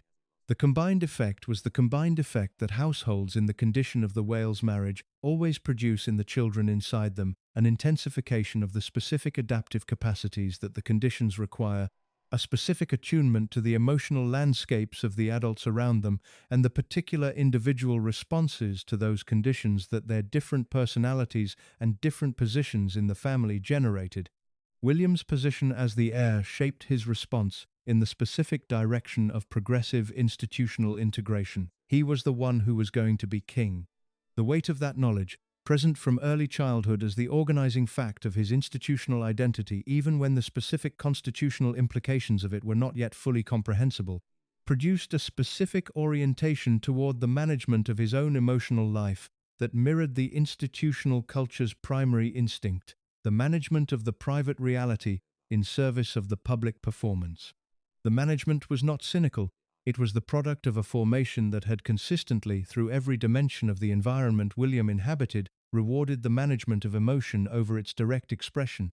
The school environment, the palace world, the public occasions, the specific culture of the institution he was being prepared to lead, all of these consistently communicated the same framework, which was the framework in which the private reality was the thing you managed, and the public performance was the thing you maintained, and in which the maintenance of the public performance was the primary measure of competence.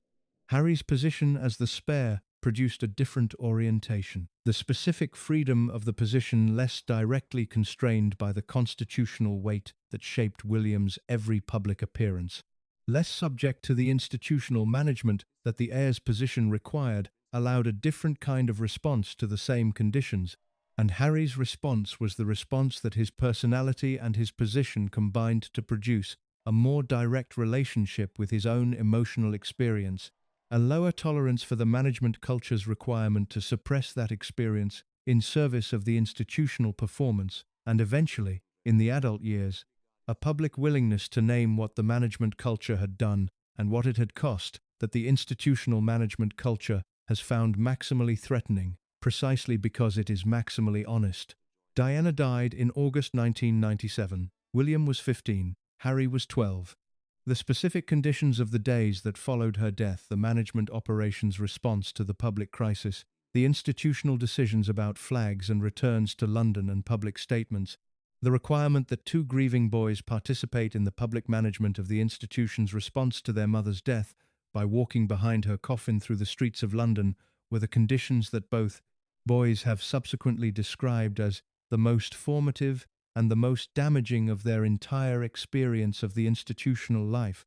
The walk behind the coffin was the management operation in its most concentrated and most visible form. Two children, 12 and 15 years old, walking in front of a global television audience through the streets of the city where their mother had been mourned by hundreds of thousands of people, performing the specific public grief that the institutional management of the occasion required in conditions where the performance and the genuine grief were simultaneously present and impossible to fully separate. The requirement to perform was real, the grief was real. The simultaneity of the two was the specific condition of a childhood inside the management operation, the condition in which the most genuine human experiences were also the experiences being managed for institutional purposes, and in which the distinction between the genuine and the managed was not a distinction. The institution provided a framework for making.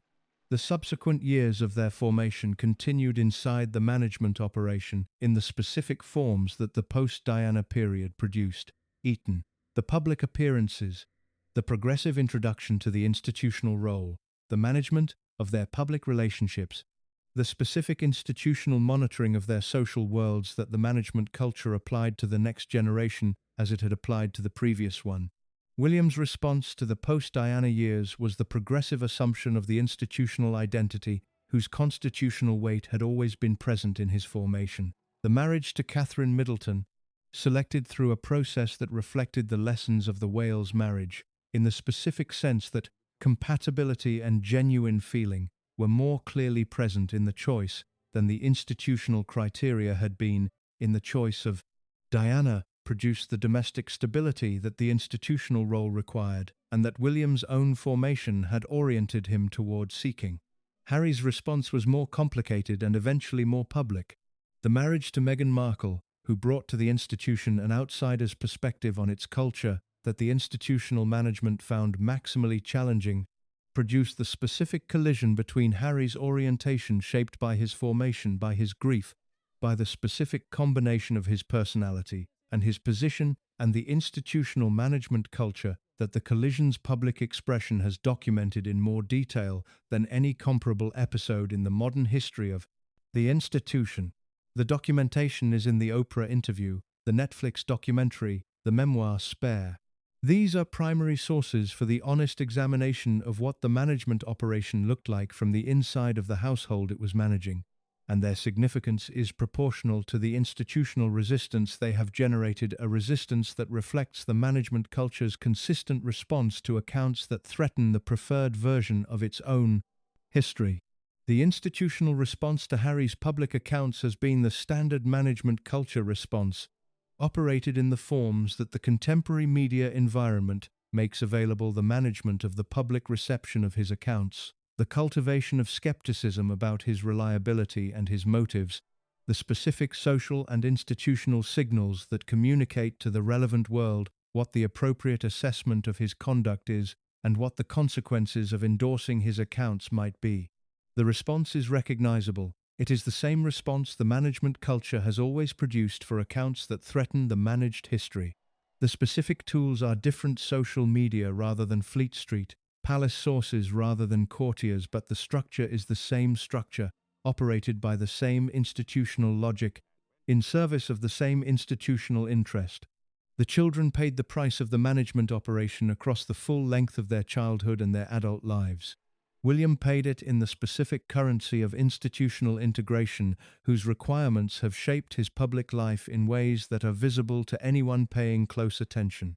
Harry paid it in the specific currency of institutional distancing, whose costs have been public and sustained, and whose expression has generated the institutional response that the management culture reliably generates toward the accounts it finds most threatening. Both costs are real. Both are the costs of the management operation whose history this account has been assembling. Neither has been acknowledged by the institution whose decisions produced them. The children were at the center of the management operation. They did not choose to be there. They were born there. The being born there was the constitutional outcome the marriage was designed to produce. The cost of being born there was the cost the institution has never been required to account for. The accounting is here. There is a specific quality to the things that powerful institutions never admit that distinguishes them from simple omissions or straightforward deceptions. The things that institutions never admit are not the things they have simply failed to acknowledge through oversight or carelessness. They are the things whose acknowledgement would require a reckoning with the institution's own decisions and their consequences in terms that the institution's self-understanding cannot accommodate, the things whose admission would require the institution to be a different kind of institution than it has decided to be. The British Palace, in the context of the Charles and Camilla story, has a specific list of things it has never admitted, and the list is worth assembling in its explicit form because the items on it reveal more about the institution's actual conduct across the relevant period than the things it has said. Institutions are always most honestly revealed by their silences, and the silences of the palace in relation to this specific history are silences of a specific and instructive kind. The first thing the palace has never admitted is that the Wales marriage was organised around the management of the Charles and Camilla connection rather than simply as the appropriate constitutional resolution of the heir's requirement to marry. The management of the Camilla connection was the primary background condition of the search for Charles's wife, and the criteria that produced Diana's selection were criteria whose specific form was shaped by the management requirement, the requirement for a candidate whose own qualities and history would not complicate the management of the connection that the marriage was supposed to resolve. The admission would require acknowledging that the institutional search for Charles's wife was a search conducted in conditions where the most important fact about the heir's emotional life, the fact of the Camilla connection, was the fact the search was organized around rather than the fact it was organized to address. The acknowledgement of that specific institutional decision would be the acknowledgement that the Wales marriage was the product of a management choice rather than a genuine institutional assessment of the heir's situation and its appropriate resolution. The palace has never made that acknowledgement. The official account of the Wales marriage's origins presents the choice of Diana as the appropriate institutional response to the requirements of the moment rather than as the management of a complicating reality that the institutional search was organized to work around. The presentation is the institution's preferred version. The honest version is the version this account has assembled.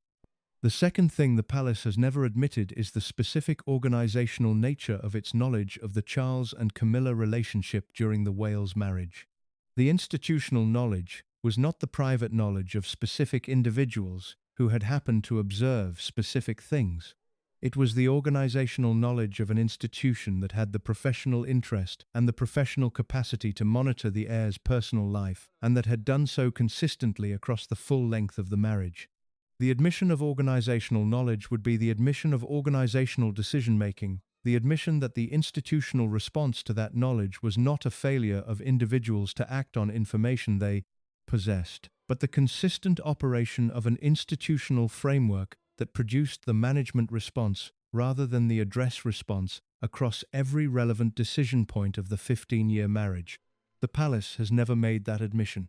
The official account of the Wales marriage's management presents the institutional response as the navigating of a difficult situation by individuals making the best available decisions in difficult circumstances rather than as the consistent operation of an institutional framework whose primary reference point was the management of the public performance rather than the welfare of the people inside the marriage. The third thing the palace has never admitted is Diana's specific experience of the institutional management, the specific quality of what the management operation produced for the person who was its most significant human cost. Diana's account of her experience, delivered through Andrew Morton and through the Panorama interview, was received by the institutional management with the standard management culture response: the cultivation of skepticism about her reliability, the management of her account's reception, the institutional maintenance of the alternative version. The alternative version is the version in which Diana's difficulties were primarily the product of her own emotional instability rather than the conditions the institutional management had created and sustained. The alternative version has been the institutionally preferred account since the publication of the Morton book in 1992, and it has been maintained through the subsequent decades with the specific consistency of an account whose maintenance serves the institutional interest and whose displacement would require an acknowledgement of what the management operation did to the person at its center. The acknowledgement has never come. Diana has been memorialized in the forms the institution finds manageable: the tribute concerts, the anniversary commemorations, the specific cultivation of a public memory of Diana that is warm and celebratory and organized around the qualities that the public loved about her, rather than around the specific institutional conditions that shaped and ended her life.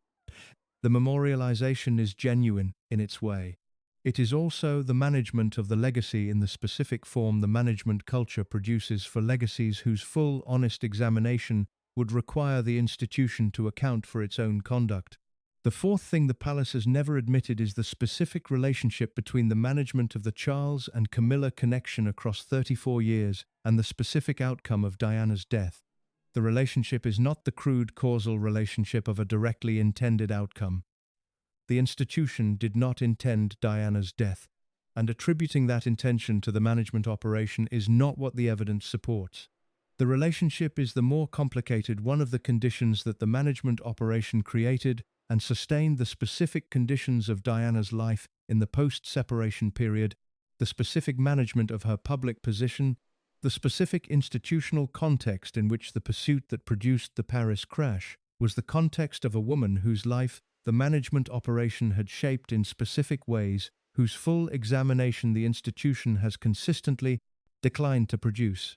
The fifth thing the palace has never admitted is that the rehabilitation of Camilla's public image was an institutional operation rather than simply the organic development of public acceptance of a private reality. The rehabilitation was organized, it was professionally executed. It used the institutional resources available to the palace's communications operation with the specific sophistication that the institutional interest in the rehabilitation's success demanded. The presentation of the rehabilitation as organic public acceptance rather than managed institutional operation is the presentation that serves the institutional interest in the narrative of natural and appropriate conclusion, the narrative in which the Charles and Camilla relationship's eventual formal acknowledgement is the natural outcome of the public's developing understanding and acceptance, rather than the product of a sustained professional operation, organized around the specific institutional objective of making the formal acknowledgement institutionally possible. The distinction between the honest version and the preferred version is the distinction that runs through every element of the institution's relationship with this specific history, the distinction between what was done and what the institution's account of what was done presents as having been done.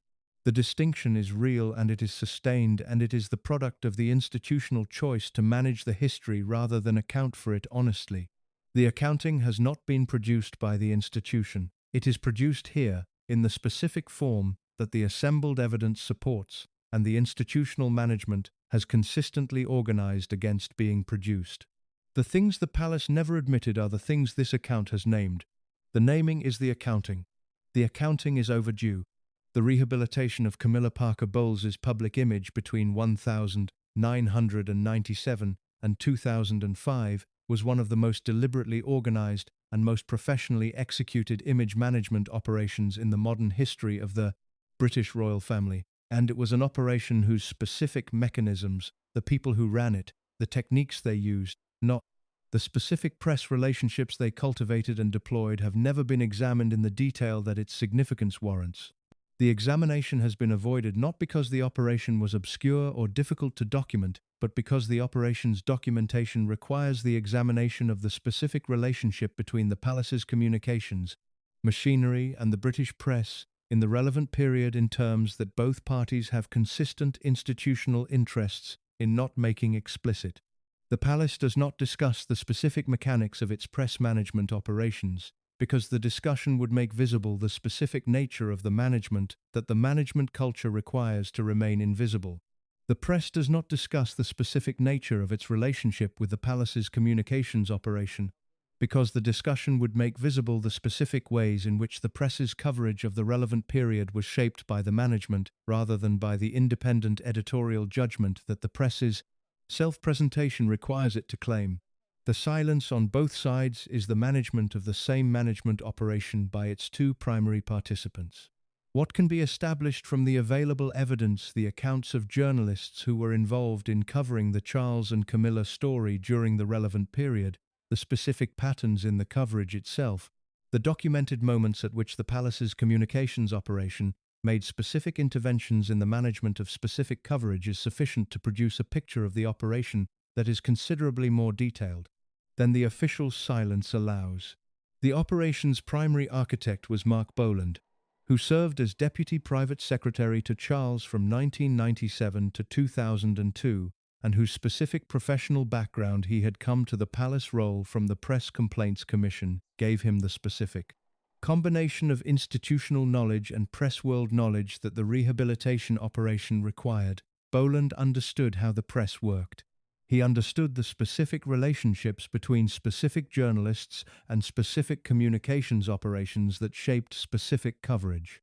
He understood the specific tools available for the management of coverage in ways that reflected the press world's internal culture rather than simply the palace's external relationship with it. Boland's approach to the rehabilitation operation was the approach of someone who understood that the coverage whose transformation the operation required was coverage that could not be transformed through the standard palace communications tools, the official statements, the authorized photographs, the managed access that the palace controlled through its formal press operation. The standard tools were the tools for maintaining the existing account. The rehabilitation required changing the existing account, which required the more specific and more personal tools of the press relationship. The cultivation of specific journalists whose coverage of the Camilla story had the most influence on public perception, the specific provision of access and information that gave those journalists the material for coverage that reflected the rehabilitation's objectives, and the specific management of the institutional signals whose public expression required the press's cooperation to produce the coverage outcomes the operation needed. The specific journalists whose cultivation was central to the operation are journalists who covered the royal family during the relevant period for the publications, whose coverage was most influential in shaping public perception of the publication. Camilla story. The cultivation operated through the standard tools of press world, relationship, management, access, information, the specific social cultivation that the palace's social world made available to journalists whose coverage the palace found useful to influence. The journalists who were cultivated received the access and the information. The access and the information produced the coverage. The coverage produced the shift in public perception that the rehabilitation operation was organized around achieving. The specific access that the operation provided included access to Charles and Camilla themselves in contexts where the coverage of the access would produce the specific image of the relationship that the rehabilitation required. The Ritz Hotel photograph in January 1999 was the most significant single moment of managed access, organized through Boland's operation with the specific intention of producing the first public documentation of the relationship in conditions where the documentation's management reflected the rehabilitation's objectives, rather than the tabloid culture's previous hostility. The management of the Ritz Hotel moment was the management of a visual event whose production required the coordination of multiple elements, the choice of venue, the timing, the management of the photographic opportunity in ways that produced the specific image rather than the alternative images that the tabloid culture's own photographic operation might have produced if the moment had been less carefully managed. The coordination was Boland's coordination, operating through the specific channels that his press world knowledge made available. The subsequent management of the coverage's reception, the specific cultivation of the commentary that appeared alongside the images, the management of the editorial framing in the publications whose relationship with the palace's communications operation was most responsive to the management's signals was the next phase of the operation, organized around the transformation of the photographic documentation into the public account of the relationship that the rehabilitation required. The transformation was not instantaneous. The public account of the Charles and Camilla relationship in 1999 was still significantly shaped by the Camillagate narrative and the Diana narrative that the management operation's previous decades had made the dominant public understanding of the story. The single managed moment at the Ritz Hotel was the beginning of the transformation rather than the transformation itself, and the subsequent years of the operation were the sustained management of the progressive replacement of the existing narrative with the rehabilitation narrative.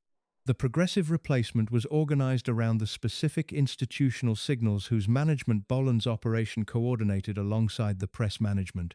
The Queen's attendance at Camilla's 50th birthday party in 2000 was the institutional signal whose management required the coordination of the Queen's decision-making with the press operations, management of the coverage of that decision. The decision was the Queen's. The management of the coverage was the operations. The combination produced the specific public account of the Queen's attendance as a personal and institutional signal of acceptance rather than as a managed institutional communication organized around the rehabilitation's objectives. The management of the distinction between the genuine institutional signal and the managed presentation of that signal is the central mechanism of the rehabilitation operations press dimension, and it is the mechanism whose honest examination the palace's communications culture has the most consistent interest in preventing. The signal was genuine. The Queen's attendance at Camilla's birthday was a genuine expression of the Queen's evolving position on the Camilla question.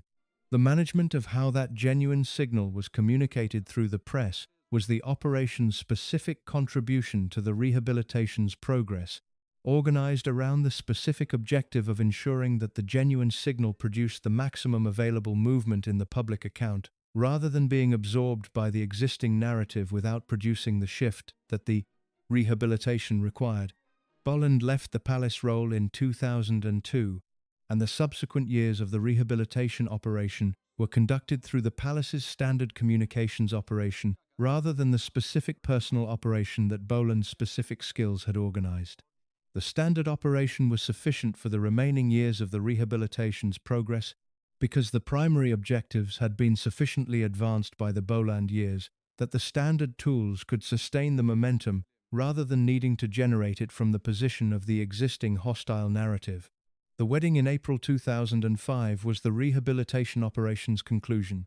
The press coverage of the wedding reflected the specific outcome that the operation had organized the preceding 8 years to produce coverage that was organized around the warm narrative of a genuine long-term relationship, receiving its appropriate institutional acknowledgement rather than around the hostile narrative of the Wales marriage's most damaging public account. The warm narrative was not false.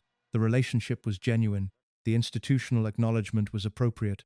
The management operation that had produced the conditions in which the warm narrative was the dominant press account of the wedding was the thing that the warm narrative's dominance was specifically organized around making invisible.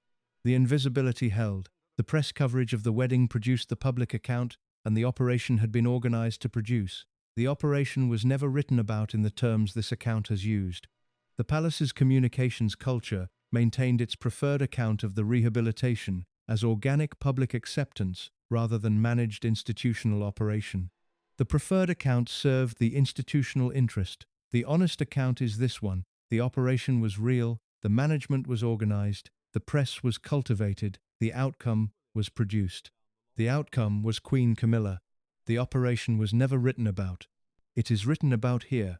The accession of Charles III in September 2022 was the accession that 50 years of preparation had been building toward, and the 50 years of preparation had produced a monarch whose relationship with the institution he inherited was the relationship of someone who had lived inside the institution's most consequential management failures for the full length of those 50 years and who had arrived at the moment of the accession with a specific and detailed understanding of the institution's culture, its capabilities, its limitations, and the specific reforms that its survival in the contemporary period required.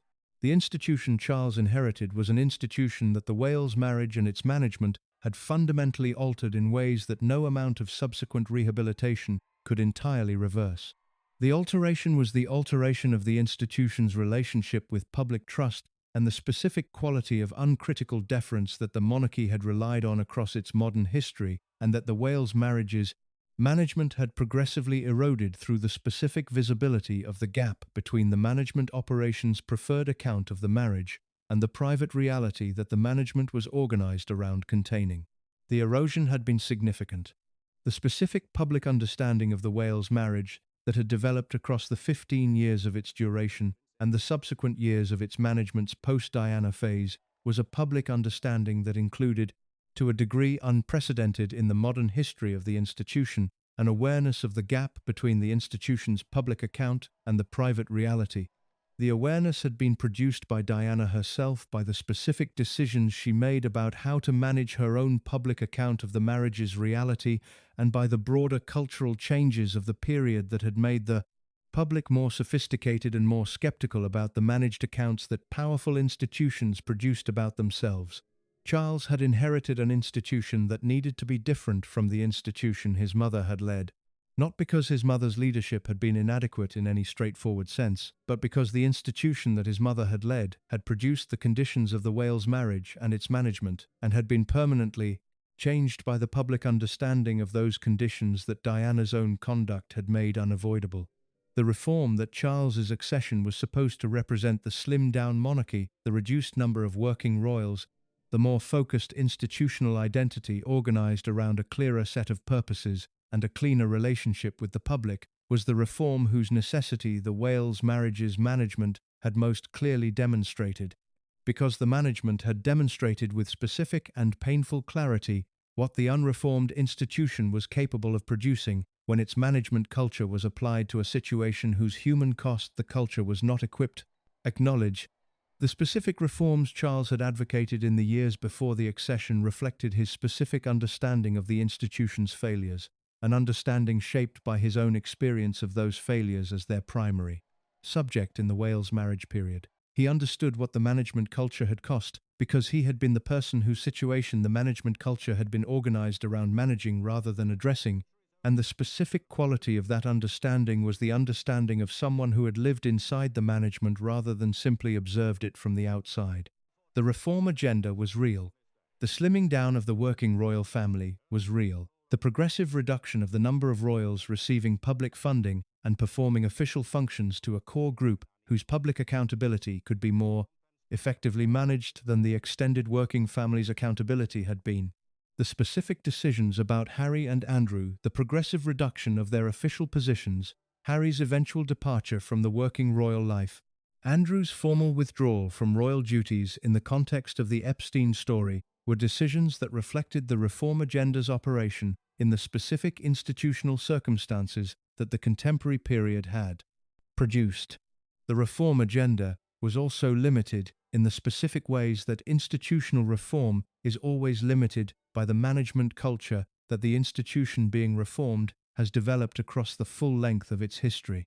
The palace's management culture, the prioritization of the managed surface over the acknowledged reality, the management of the institutional account over the honest one, the specific deployment of the institutional communications machinery in service of the preferred version rather than the accurate one, was not a culture that Charles's accession had the specific power to simply replace.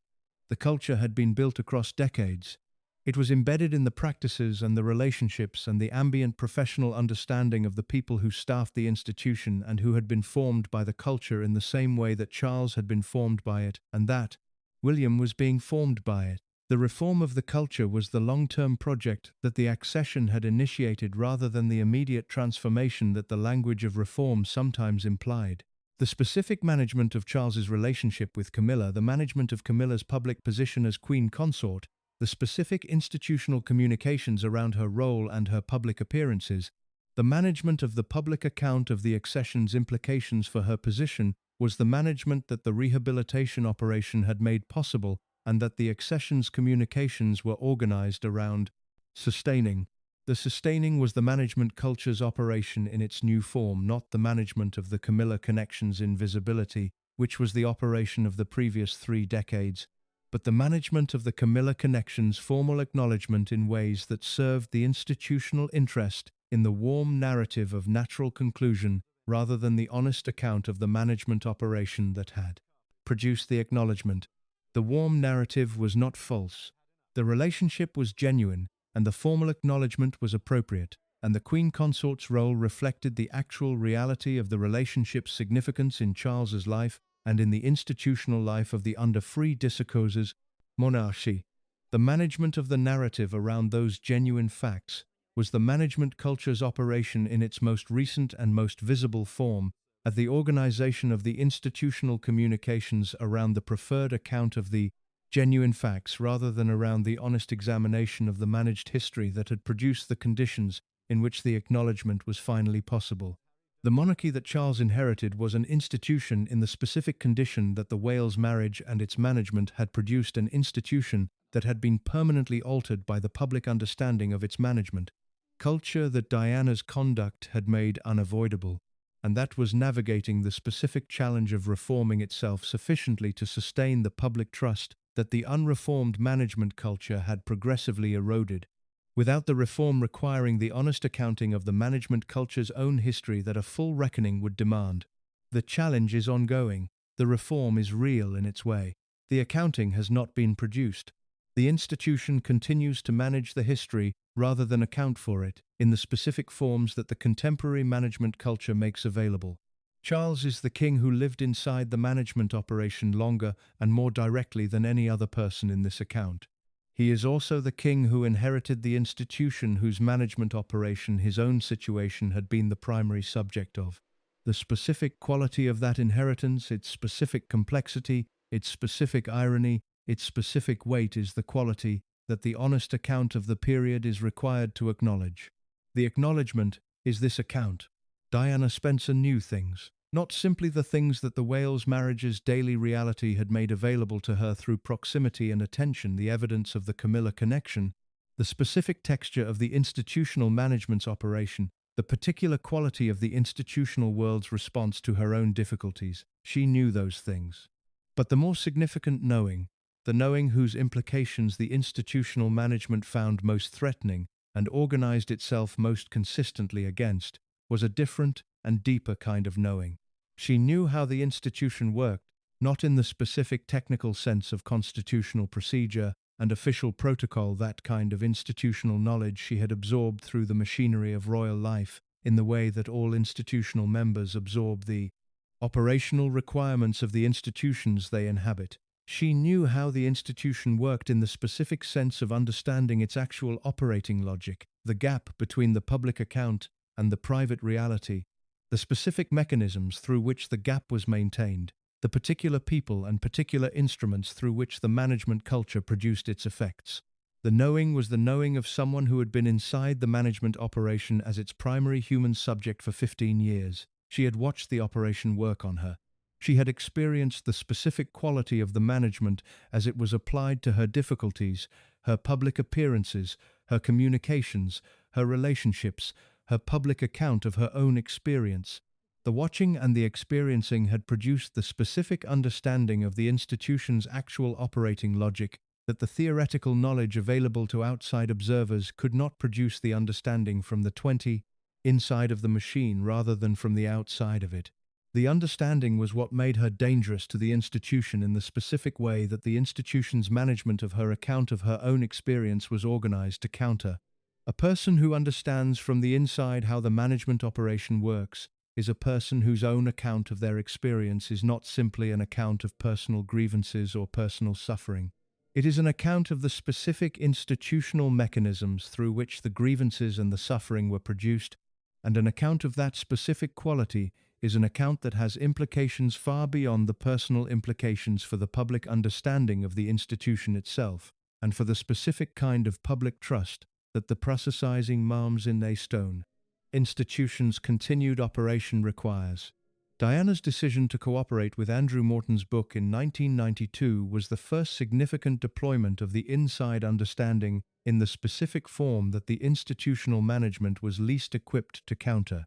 The book was not simply Diana's personal account of her suffering, it was her account of the specific institutional conditions in which the suffering had been produced and sustained, delivered in the first person by someone whose proximity to those conditions was unambiguous and whose understanding of what the conditions reflected about the institution's actual operating logic was the understanding of someone who had been inside it for a decade. The management culture's response to the book was the standard response, the cultivation of skepticism about Diana's reliability. The management of the book's reception in the press, whose relationship with the palace shaped the reception's direction, the institutional maintenance of the alternative account in which Diana's difficulties were primarily her own rather than the institution's management of her situation. The response was partially effective. It was not as effective as the management culture required, because the specific quality of Diana's understanding of the institution's operating logic made her account more detailed and more specific than the accounts that the standard skepticism management was designed to counter. The cultivated skepticism works most effectively against accounts that are general accounts whose specificity is insufficient to demonstrate the specific knowledge that proximity produces.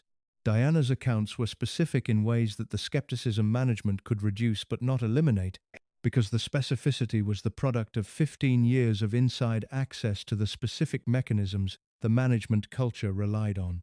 The Panorama interview of November 1995 was the deployment of the inside understanding at its most direct and most publicly visible. The interview's impact was the impact of someone who had decided that the specific public deployment of what she knew was the necessary response to the specific institutional management of her account that the management culture had been conducting since the Morton book's publication 3 years earlier. She knew the management culture's tools. She knew which tools it had been deploying against her account and how they worked.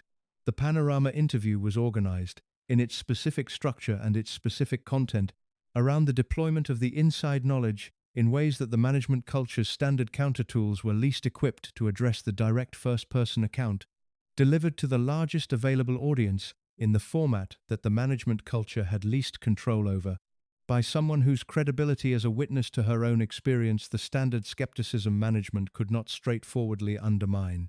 The interview produced the institutional crisis that the management operation had been organized for 15 years around preventing, and the crisis's acute form required the institutional responses that the management culture was least practiced at producing the direct engagement with the public account rather than the management of it, the specific acknowledgement of institutional failures rather than their management into invisibility, the responses that the crisis's scale made unavoidable rather than the management responses that the culture's instincts produced.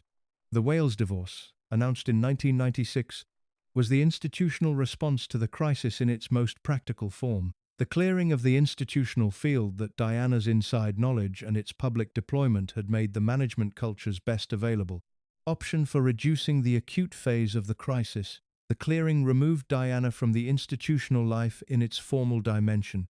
It did not remove the inside knowledge from Diana's possession or from the public account she had been building.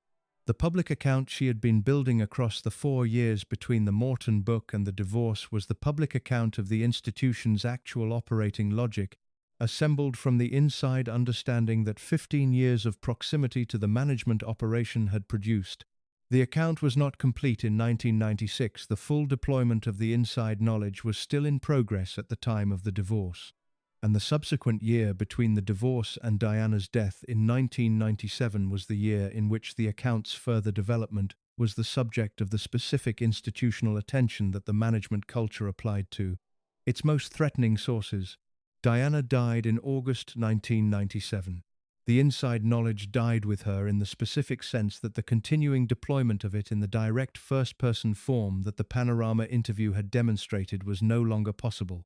The account she had been building was the account that existed at the time of her death, the Morton book, the Panorama interview, the specific private conversations with the people she trusted whose accounts have subsequently become part of the historical record. The management culture's response to the inside knowledge's deployment after Diana's death was the management of the legacy, the specific organization of the public memory of Diana in ways that preserved the warm elements of the account and managed the institutional critique elements into the background, where the management culture's preferred version required them to remain. The management of the legacy was the continuation of the management operation in its post-Diana form. The inside knowledge that Diana had deployed was the knowledge that the management's legacy operation was organized to prevent from becoming the dominant account of the period. The dominant account has been the warm account, the memorial, the tribute concerts, the specific cultivation of a public memory organized around the qualities that the public loved about Diana, rather than around the specific institutional critique that the inside knowledge she had deployed represented. The inside knowledge is here. It is in the fragments that the inside account produced the Morton book, the Panorama interview, the conversations whose accounts the people she trusted have made available.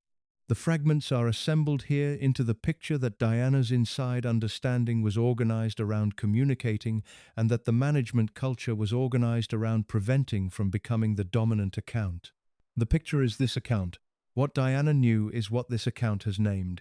The palace didn't want anyone to know it. Diana knew it anyway. She told it. This account is the continuation of the telling. The British monarchy that emerged from the Wales marriage and its 34 years of management emerged changed in its public presentation, but not changed in its fundamental operating logic. The specific reforms that Charles's accession represented, the slimmed-down working family, the reduced civil list, the more focused institutional identity, were real changes in the institution's scale and its public architecture. They were not changes in the management culture that had produced the Wales marriage, sustained it through 15 years of mounting human cost, managed the divorce and its aftermath, organized the rehabilitation operation, and confirmed the formal acknowledgement of the relationship whose management had consumed 3.5 decades of the institution's most significant internal energy. The management culture was still there. It was there in the specific way that institutional cultures are always there, embedded in the practices, the relationships, the ambient professional understanding of the people who staff the institution and who have been formed by its culture across the full length of their professional lives. The reform of an institutional culture is the work of generations rather than of accessions, because institutional cultures are not the product of individual decisions, but of the accumulated weight of countless decisions made within the same framework across long periods of time, and the replacement of that accumulated weight requires the sustained application of a different framework over an equivalent period. Charles had not had that period. The accession gave him the formal authority to signal the institutional direction. It did not give him the decades required to replace the management culture with the different culture that the honest accounting of the preceding decades would have required. The signals were real, the culture remained. The most visible evidence of the management culture's continued operation in the immediate post-accession period was the institutional management of the Harry situation, the specific way the palace organized its communications and its institutional signals around the ongoing public accounts of the management culture's operation that Harry's departure and its aftermath had produced. The management was the management that the culture always produces for accounts that threaten the preferred version. The cultivation of skepticism about Harry's motives, the specific press signals about the appropriate reception of his accounts, the management of the family narrative to position Harry's conduct as the source of the family difficulty rather than the management culture's operation as the conditions that had produced the conduct. The management was recognizable because it was the same management. The specific tools were different: Instagram rather than authorized photographs, briefings to podcasters alongside briefings to Fleet Street correspondents, but the structure was the structure that the management culture had always deployed for exactly this challenge. Inside account threatens preferred version. Management culture deploys counter tools. Preferred version survives in dominant position. Honest version exists in secondary position. Record contains both. A.M. The pattern had run through the Wales marriage and the Camillagate exposure, and the Morton book and the Panorama interview and Diana's death and the rehabilitation and the wedding and the accession. It was running through the Harry situation. The pattern's persistence was the management culture's persistence. The management culture's persistence was the evidence that the institution had learned what it had learned from the preceding decades, which was not the lesson the honest accounting would have required it to learn. The lesson the honest accounting would have required was the lesson about the relationship between the management culture's primary operation, the prioritization of the managed surface over the acknowledged reality, the specific human costs that the primary operation consistently produced when applied across the full span of the relevant decisions. The lesson that the management of the Wales marriage and its human costs had most clearly produced, if the institution had been organized to receive it honestly, was the lesson that the management framework itself was the problem rather than the specific applications of it in specific situations. That lesson required acknowledging that the institutional culture whose primary operation was the management of the preferred account over the honest one was a culture that would consistently produce, in every situation where the preferred account and the honest one diverged significantly, the specific human costs of requiring the people inside the situation to sustain a position whose distance from reality was the product of the management rather than the situation's genuine complexity. Diana had been required to sustain a position whose distance from reality was the product of the management. The sustaining had produced the specific costs that her account of the marriage's reality documents. The institution had observed those costs across 15 years, and had managed them rather than acknowledged them. The acknowledgement would have required the lesson. The management was the alternative to the lesson. The management was what the institution produced. Harry had been required, in the specific conditions of his marriage to Meghan Markle and the management culture's operation in relation to his family's situation, to sustain a position whose distance from the reality of what was happening to his wife in the institutional environment was the product of the management culture's operation rather than the situation's genuine complexity. The sustaining had become impossible. The departure was the response to the impossibility. The institution managed the departure in the ways the management culture made available. The lesson was not taken. The lesson the institution had most clearly available from the full span of the management operations history was not taken, because taking it would have required the institution to engage honestly with the management culture's fundamental logic in terms that the management culture was not equipped to produce. A management culture cannot produce an honest engagement with its own operating logic, because the honest engagement with the operating logic is precisely the thing the management culture is organized around preventing. The prevention is the culture's primary function. The culture cannot simultaneously perform its primary function and honestly examine the function's operation. The reform that would address the management culture's fundamental logic would require the institution to develop the capacity for the specific kind of honest self-examination that the management culture is designed to prevent. The development of that capacity across an institution whose entire professional culture is organized around the management of the preferred account is the work of sustained external pressure over extended time rather than the work of internal reform in the absence of that pressure. The external pressure exists. It exists in the specific form of the public education in the gap between the managed account and the private reality that the management culture's own failures have produced across the preceding decades. The Wales marriage's management produced Diana's accounts. Diana's accounts produced the public education. The public education produced the environment in which Harry's accounts have been received, with the specific combination of credibility and institutional resistance that the contemporary management of the honest account generates. The Harry accounts have extended the public education. The extension has increased the external pressure. The pressure has not been sufficient to produce the institutional lesson. The management culture is more deeply embedded than the external pressure has been sustained long enough to displace. The reform agenda is real. The management culture is also real. The tension between them is the specific institutional condition that the accession of Charles III has produced and that the reign will be required to navigate. The navigation will determine whether the institution that produced the Wales marriage and its management is the institution that its history requires it to stop being. The navigation is in progress. Its outcome is not yet visible in the terms that the honest account of the preceding decades makes relevant.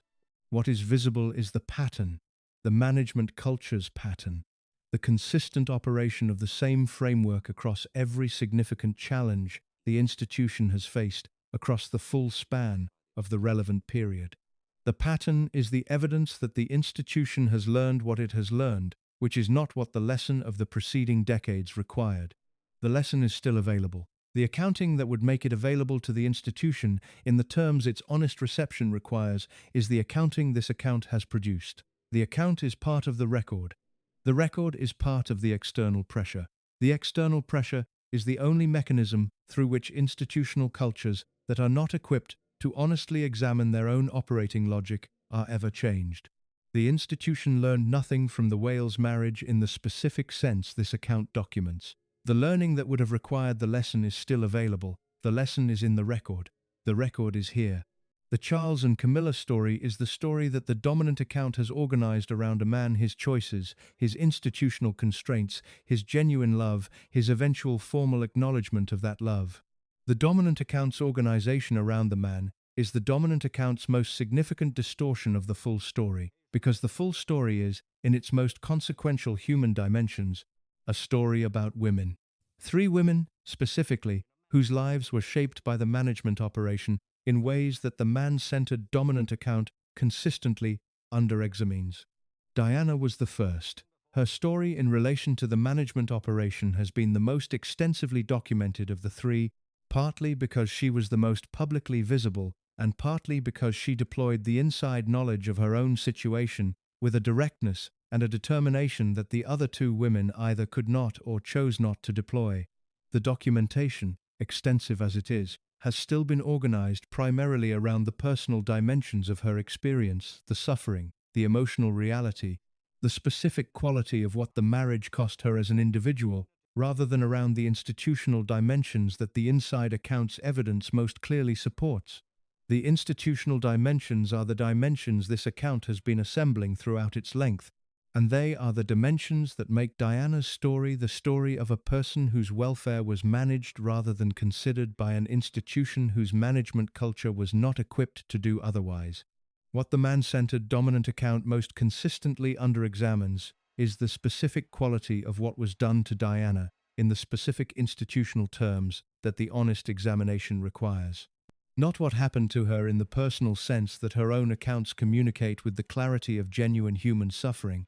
What was done to her, the specific institutional decisions that produce the specific conditions of her life inside the management operation, the specific framework within which those decisions were made, the specific relationship between the management culture's operating logic and the conditions that her suffering was the direct human expression of. The doing was institutional. The done to was Diana. The account of the doing is the account that the institutional management has most consistently and most effectively organized against being the primary account. The doing is what this account has named. Diana was done to. The doing was the management operation. The management operation was the institution's consistent choice of the preferred account over the acknowledged reality in conditions where the preferred account required the management of a specific person's actual situation in ways that produce specific costs for that person. Diana was the person, the costs were real, the management was the institution's choice. Camilla was the second woman. Her story in relation to the management operation has been the least examined of the three, partly because the dominant account's organization around her as the long love story's central figure alongside Charles has produced a narrative structure in which her agency and her experience are consistently subordinated to the relationship's romantic dimensions rather than examined in their own specific terms. The examination in her own specific terms produces a different and more complicated picture than the dominant account's warm framing provides. She was in a genuine relationship whose institutional management required it to exist for 34 years in the invisible background of the institutional life rather than in the acknowledged foreground where its reality deserved to exist. The specific cost of that requirement, the cost of maintaining a genuine connection across decades in conditions where the connection's existence was the primary subject of the management operation, where every expression of its reality was a management challenge requiring the deployment of institutional resources to contain, where the people whose welfare was most directly affected by the management included not only Diana and the Wales marriage but Camilla herself and her children, and her marriage to Andrew Parker Bowles, is a cost whose honest examination requires attending to Camilla's situation in its own terms rather than simply as the background to Charles's story. The Parker Bowles marriage was a real marriage with real children and a real domestic life. The presence of the Charles connection within it, managed with the code of discretion that the relevant world enforced, was the presence of a sustained complicating reality that the marriage's formal structure was required to accommodate without acknowledging. The accommodation's costs were distributed across the marriage, and Camilla bore her portion of those costs, alongside Andrew and their children, in the specific way that the relevant world's management of difficult private realities distributes their costs across the people nearest to the reality being managed. The Camillagate tapes publication was the most acute episode of the cost's direct expression, and the specific experience of being the most publicly reviled woman in Britain in the immediate aftermath of that publication in conditions where the institutional management that had organized the relevant situation across the preceding decades was not an institutional management available to Camilla in the way it was available to the institution's formal members, was the cost of the management failure in its most personal and most publicly visible form. She managed the cost with the specific pragmatic steadiness that the accounts of people who knew her in the period consistently describe. The management was genuine, the specific quality of emotional steadiness that does not eliminate feeling but manages its expression in the conditions that the circumstances require was real rather than performed. But the requirement to manage it was the requirement produced by the management operations conditions and the conditions were the conditions the institution had created and sustained across the preceding decades of the Wales marriage.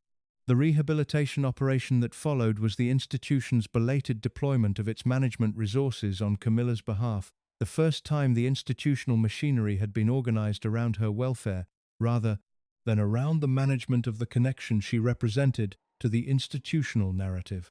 The deployment was genuine in its objective and professionally executed in its methods. It was also, and the timing makes this unavoidable to note, deployed after rather than before the acute costs of the management failure had been paid by the specific person in the most exposed position. The institution managed the Camilla situation for decades in ways that served the institutional interest in the preferred account. The rehabilitation managed it in ways that served the institutional interest in the formal acknowledgement's eventual possibility.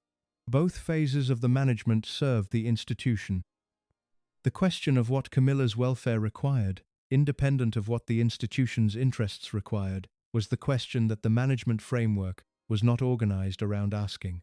Meghan was the third woman. She arrived in the institutional world from entirely outside it, an American actress without the formation in the relevant social world that every previous significant entrant to the institution had brought with her, without the absorbed understanding of the management culture's operating logic that proximity to the relevant world produces, without the specific code of discretion whose internalization the management culture required of the people inside it.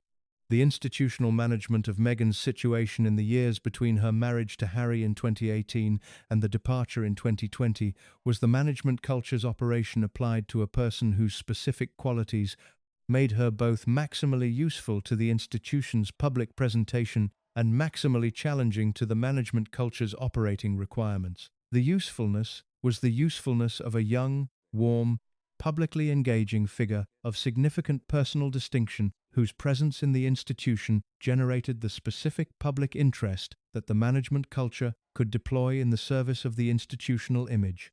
The challenge was the challenge of someone whose directness and whose absence of the relevant formation made the management of her public account in the terms the management culture required considerably more difficult than the management of people whose formation had already incorporated the management culture's logic as simply the way things were. The management culture's response to the challenge was the management culture's response to every challenge that arose from inside the institutional world in ways that threatened the preferred account, the cultivation of the specific institutional signals whose deployment communicated to the relevant press world, the appropriate framing for the coverage of the challenging situation, the management of the family narrative around the challenge in ways that served the institutional interest in the preferred version, the specific deployment of the institutional machinery in service of managing the challenge rather than addressing it. The managing rather than addressing produced the specific costs for the specific person that the management culture consistently produces. Meghan paid those costs in the specific currency of her experience inside the institution, the experience she and Harry have subsequently described in the public accounts that the institutional management culture has been most recently and most actively organized against. 3 women, 3 different relationships to the management operation, 3 different sets of costs produced by the operation's consistent application of the same framework across their different situations. The framework treated each of them primarily as a management challenge, rather than as a person whose welfare was the primary consideration the institution's conduct toward them should have been organized around. The institution's failure to treat them as people rather than as management challenges is the failure this account has been documenting throughout its length. The failure was not the failure of individual cruelty. It was the failure of an institutional culture whose operating logic did not contain the framework for treating the people it managed as people rather than as management challenges in the first place. The women the story was really about paid the price of that failure. The price was real. The failure was the institution's. The accounting is overdue. There is a dimension of the Charles and Camilla story that the analytical account of the management operation and its costs risks obscuring through the force of its emphasis on the institutional mechanisms and the human damage, and that dimension is the most basic one, the simple, specific, sustained reality of 2 people who were genuinely in love across 50 years of circumstances that should, by most conventional measures, have ended the connection long before it was formally acknowledged. The connection that began in 1970 at a polo match in Windsor Great Park survived the social pressure of the English upper-class world that had its own requirements and its own assessment of what the relationship's formalization would require. It survived Camilla's marriage to Andrew Parker Bowles and the specific domestic reality of that marriage across its 18-year duration. It survived Charles's marriage to Diana Spencer and the specific institutional reality of that marriage across its 15-year duration.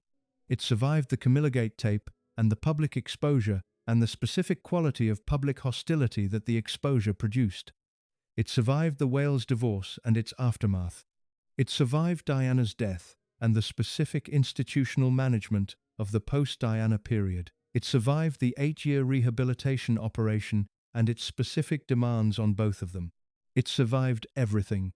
The survival is not a small thing. The casual or convenient romantic attachment does not survive what this connection survived. The attachment that is primarily strategic, primarily social, primarily organized around what the other person represents, rather than who they are, does not maintain itself with the consistency and the sustained reality that this connection maintained across 50 years of obstacles whose cumulative weight should have ended it multiple times over. What maintained it was the specific quality of the connection itself, the specific quality that the accounts of people who observed Charles and Camilla together in every phase of their relationship across the full span of the then relevant period consistently describe: the ease, the humor, the specific animation of two people who are genuinely comfortable with each other in the way that 50 years of knowing someone across the full range of the circumstances that 50 years produces creates. The specific quality of a relationship that has been through everything and has produced, in the going through, the particular depth that only going through everything together creates. Charles was 21 when the connection began. He was 73 when Camilla became Queen Consort at his accession. Between those two moments lay a life whose most significant personal reality had been this specific connection, maintained across the full range of the institutional and personal obstacles that the 50 intervening years had placed between the beginning and the formal acknowledgement. The maintenance required specific things from both of them that the dominant account of the warm love story tends to under-examine, because the examination requires attending to the specific qualities that sustained a connection across 5 decades of conditions that were, for extended periods, maximally hostile to its continuation.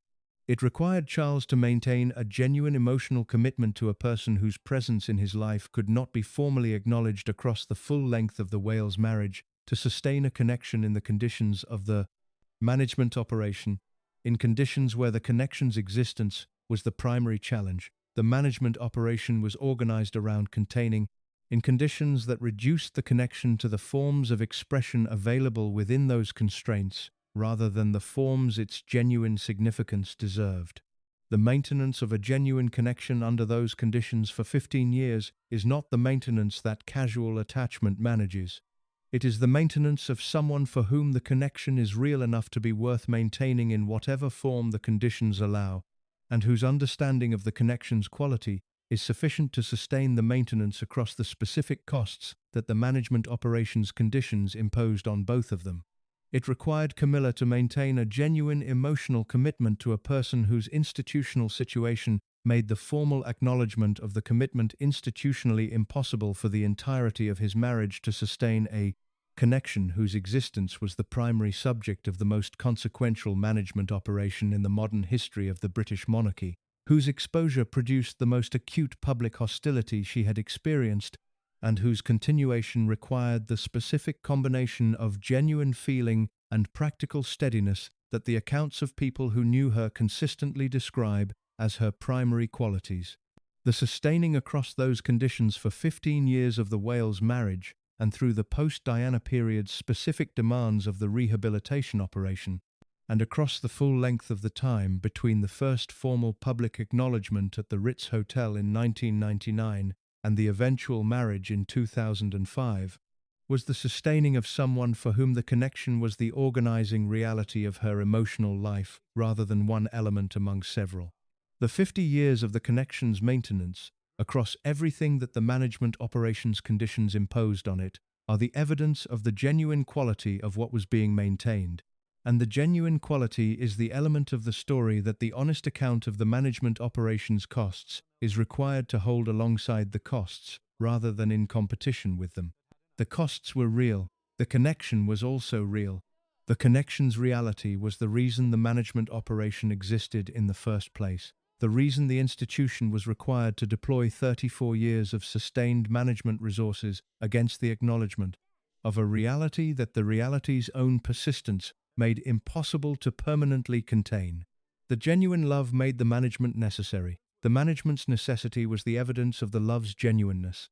The love's genuineness is what the dominant version's warm account most accurately captures, and what the institutional management of the full story has been organized around, making the primary available account rather than one element of the full account. The full account contains both the love and the costs. The costs were real. The love was real. The connection survived everything. The survival is genuine testimony to the quality of what was surviving. Queen Camilla is 76 years old. King Charles is 75. They have known each other for 53 years. They have been through everything that the 53 years produced: the beginning, the formal separation, the parallel marriages, the management operation, the exposure, the rehabilitation, the rehabilitation, the rehabilitation, the formal separation, the formal separation, the parallel marriages, the parallel marriages, the parallel marriages, the parallel marriages, the parallel marriages, the parallel marriages, the parallel marriages, the parallel marriages, the parallel marriages, the parallel marriages, the parallel marriages, the parallel marriages, the parallel marriages, the parallel marriages, the parallel marriages, the parallel marriages, the parallel marriages, the parallel marriages, the parallel marriages, the parallel, the formal acknowledgement, the accession, the queenship, they are still there. The love that survived everything is real. The account of the management operation that organized itself around preventing its acknowledgement for 34 years is also real. The honest account of the Charles and Camilla story requires both, held together in the specific tension that the full truth of any complicated human situation contains. The tension is here, the love is acknowledged, the costs are named, the management operation is documented, the people whose lives it shaped are the people this account has named throughout its length.